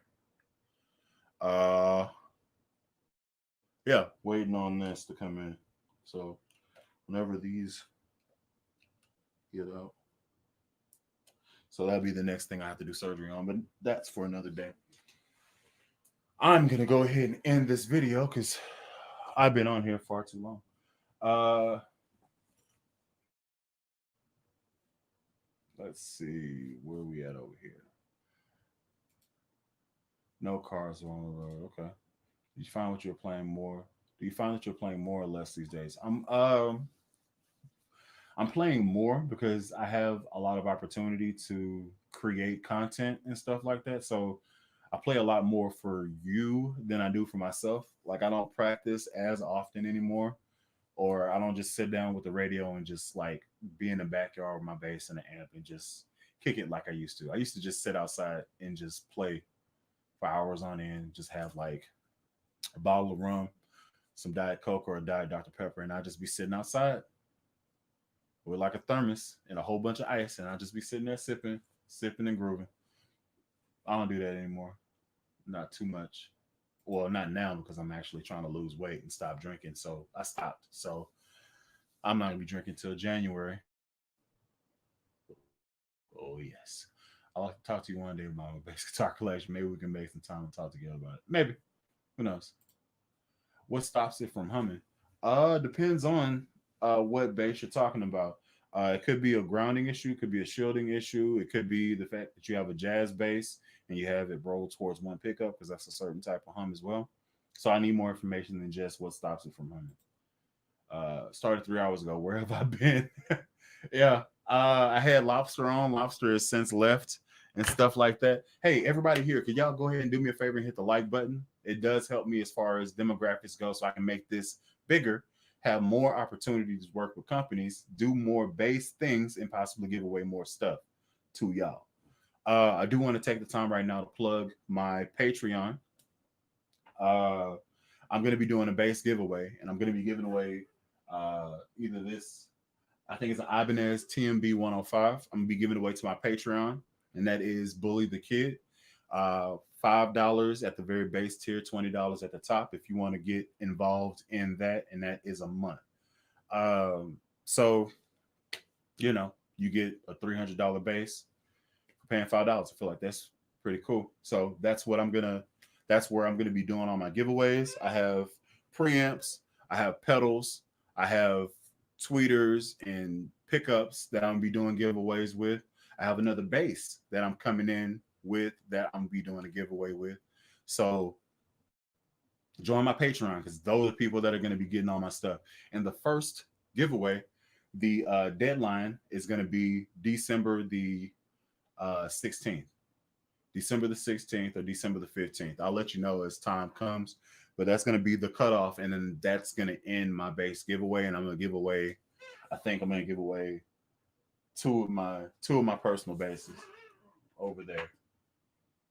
So it's probably going to be this Ibanez here and then this Glary here, first and second prize. And the jury's still out on this one, whether or not I'm gonna give this to this Music Man I just worked on a night away, or if I'm gonna keep it and see where things go with it. So y'all stay tuned for that. What I might do is just take the pickup out of here, put it inside my Harley Benton, and then give away this whole thing. Who knows? We'll see what happens. I still have the pickup over there, so I can put it back. But that's 3 bases that's going to be gone by this year. So if y'all want a chance, a crack at these bases, go and check out my Patreon. The link is going to be in the description. Bully the Kid. Shielding the cavity would be putting copper tape on inside the cavity, inside the pickup cavities, doing jumper wires and going between the pickup cavities to the control plate cavity. Also taking the bridge and landing on that shielding tape as well, and then taking a wire from that shielding tape to the pots, and then ground touch each other, and go to the jack, and that'll close off that whole thing, and that should stop it from humming, if that's a thing. That's how you shield it. That's how you do it. It's a little invested, but it's easy to do. Just gotta understand what you're doing and have a soldering station and shielding tape. Not be scared to do stuff. So I got to the stream late and the Raiders won. This is a bad day. Gray and black. Sweet. You aren't talking about the giveaway, your OG Ibanez, right? No. My Ibanez TMB 105. This is the bass I'm talking about here.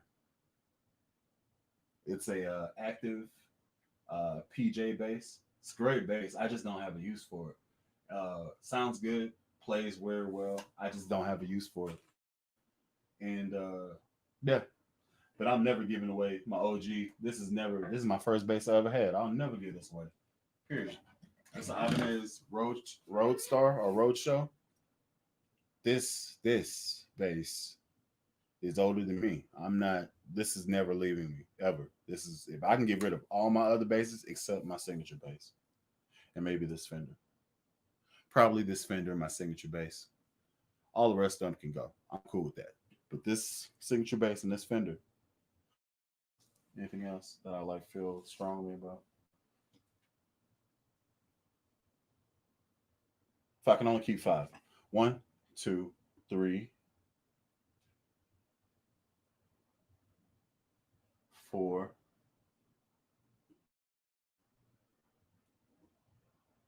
Shoot. 1, 2. Oh God. 1, 2, 3, 4. 1. Shoot. 1, 2, 3, 4. One more. 5. Yes. 1, 2, 3, 4. 1, 2, 3, 4.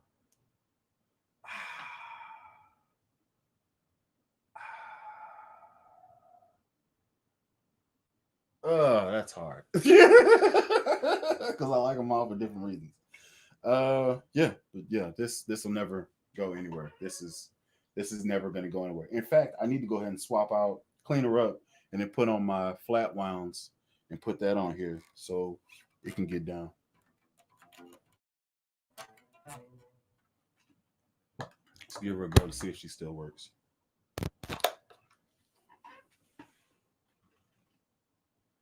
Let's see.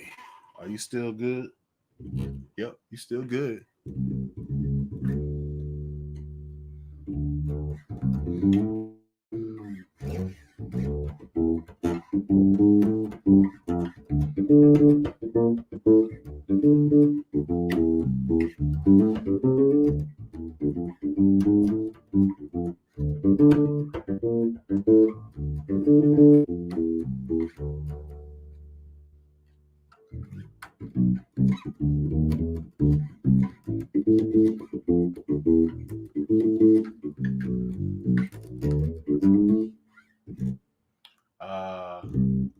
What you? Yeah, I got what you?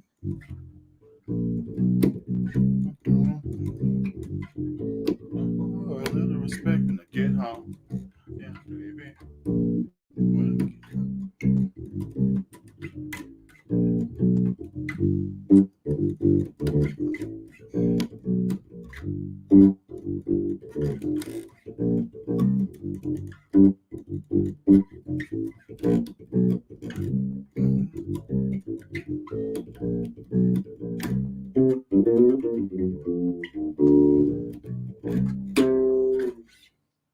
Sounds good. And it's older than me. I'm cool with it. Yeah. Take all the other bases away. Realistically, this is the most. This one and that one, truthfully, are the most important to me because that's my base and this is my first base. That's also a sexy Fender. This is just a really sexy bass, and I would pick you, but no, but I enjoy playing you a lot, so I would pick this one as my fifth. Yeah, back on the wall. You did good, girl.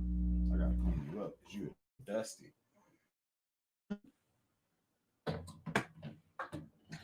Oh, there you go. All right, and I need to wait on the part to get you in order. So that is going to pretty much end it. Here. That's gonna. All right, that's good. You are fixed up and ready to go. No, you're not. I still got to do the thing with the thing here. Almost forgot. Got to do that. Yeah. So I'm gonna go ahead and end this video after I check these. Okay. Using what you're using to hang it up. I have a bass. It's like a guitar shelving system, kind of similar to what they use in Guitar Center, and I got it off of Amazon. So yeah, it costs like $50 or so, and then the little hooks cost like 9. You can get 25. It's pretty cool. They left Oakland. They don't exist. They beat you. I'm cool with that. How many years have you had your first base? I've had my first base since I was 15. So right around 17 years that it's been my base, like my in my possession. But I didn't have my base. I didn't have my base for 6 or 7 of those years in between because they were at my home church and my stupid uncle wouldn't let me have my base because he didn't have a base. I don't care. You're a grown man. Give me my base. Stupid. So I had to buy him a base that I was working on so that I can get my base back. It ticks me off, but I let it go, kind of. But because that was a pretty blue base that I gave him, like it was like that color blue, and then it sucks. Anyway, so I didn't have my base for a long time, so I wanted it. I didn't need it, but I definitely wanted it because it had sentimental value. I used to play that bass with my mom. My mom passed away. You know what I'm saying? My real mom passed away. So it has sentimental value or has sentimental value. Uh yeah, a lot of memories. And I may not play it, but she's been through some war stories and she's been to different churches and I've tore stuff up in the church and on the base and from me sucking, like being terrible to me being subpar okay now, that's great. We've been a long way together. I'm not sure you would, but it's are out there that can fit a Jackson Spectra 2 JS2. I don't know, but you can darn near take a blank and then trace it to fit it, trace it and cut it with a Dremel and make it fit. Yeah. Sorry to hear that about your mom, man. Yeah, It's you know, it's okay. Uh, it makes me happy because she's not suffering anymore. My mom had my real mom had Alzheimer's, and she was really young. She had me at 40, so she passed away when I was 20 years old, and she's been gone for about 13, 12 years now. 13, so she passed in '06, so 13, 14 years now. So um yeah, so for 3 or 4 of those years that I was coming up learning how to play, she was the minister of music in my church. And me about, sneaking and letting me listen to funk music because my other mom, my aunt, uh, who I call mama because I was raised with both of them. So whenever I say what's going on, mama, I love you, that's my aunt. Just to let y'all know. Uh, she was the one that was letting me listen to music or telling me about different players and telling me about different people that she met and telling me stories about how my dad was. And just in case y'all didn't know, my dad used to play guitar for Little Richard. True story. He actually did. His name is Arthur Brown. Uh, so yeah, it's a whole thing. So I would look at it and then I'd be playing some of the songs like Respect, which is one of the songs she loved, and I haven't played that in a while. So I played that all the time, and she'd just be singing because she'd be on the keyboard and then she'd be playing it and singing it, and I'm just grooving. And yeah, it's a good time, man. So I'll never get rid of that because it's it's beat the heck and it sounds good, but it's not the best sounding P bass, but it's mine. So to me, it sounds phenomenal. You get what I'm saying? It's kind of like that type of deal. But yeah, Dad died for that. Ah, man, dang. I'm so sorry to hear that, Leslie. My dad, mom died young as well. Jeez, man, it's tragedies. I didn't mean to do that to the episode. Yeah, it's pretty cool. But yeah, I'm gonna go ahead and end this because I've been on this bad boy for about 3 hours and a half. 3.5 hours, which is far too long. So I'm gonna go ahead and end it here. And y'all join me possibly next week. We'll do another one. I may start a little bit earlier. And I'll finish. Hopefully, I get the parts in for this bass and I can work on that. And I cranked out, I got that other bass finished. I'm gonna actually swap out the necks and all the hardware on this bass, which is my fretless right here. I'm not using it as a fretless, so I might as well not have it as a fretless because I have a neck over there that's just chilling, and I got necks over there and bodies and blanks and all that. So I'm about to go ahead and swap that over here, put all the gold hardware over there, make it sexified, and then I'll be able to use it and stuff. So yeah, because it's nice. It's a this is an Ardare preamp as well with a midway. It's a mid frequency sweep, a mid selector switch that's in here, and then the Seymour Dunkins as well. The PJ setup, quarter pounders, and it's volume blend mid stack knob, and then a treble and a bass stack knob with the mid frequency selector there. So it sounds great. I just kind of wanted a fretless type situation, so I put it on there. But I don't use it. I'm not using it. It's not something that I work with all the time, and I don't have much call for it here now. So I'm gonna take that fretless neck off, put another one that I got over there on. Hopefully, work on this bass, and if the parts allow, and then possibly do a pickup swap with this bass. So y'all join me next week. Oh, and then I got the pickup swap for this one. We just swapping pickups. Is what we doing out here. Anyway, so y'all join me next week. Till next time, this is Alan Brown, aka Bully the Kid. Y'all be easy. Good broadcast. Good broadcast.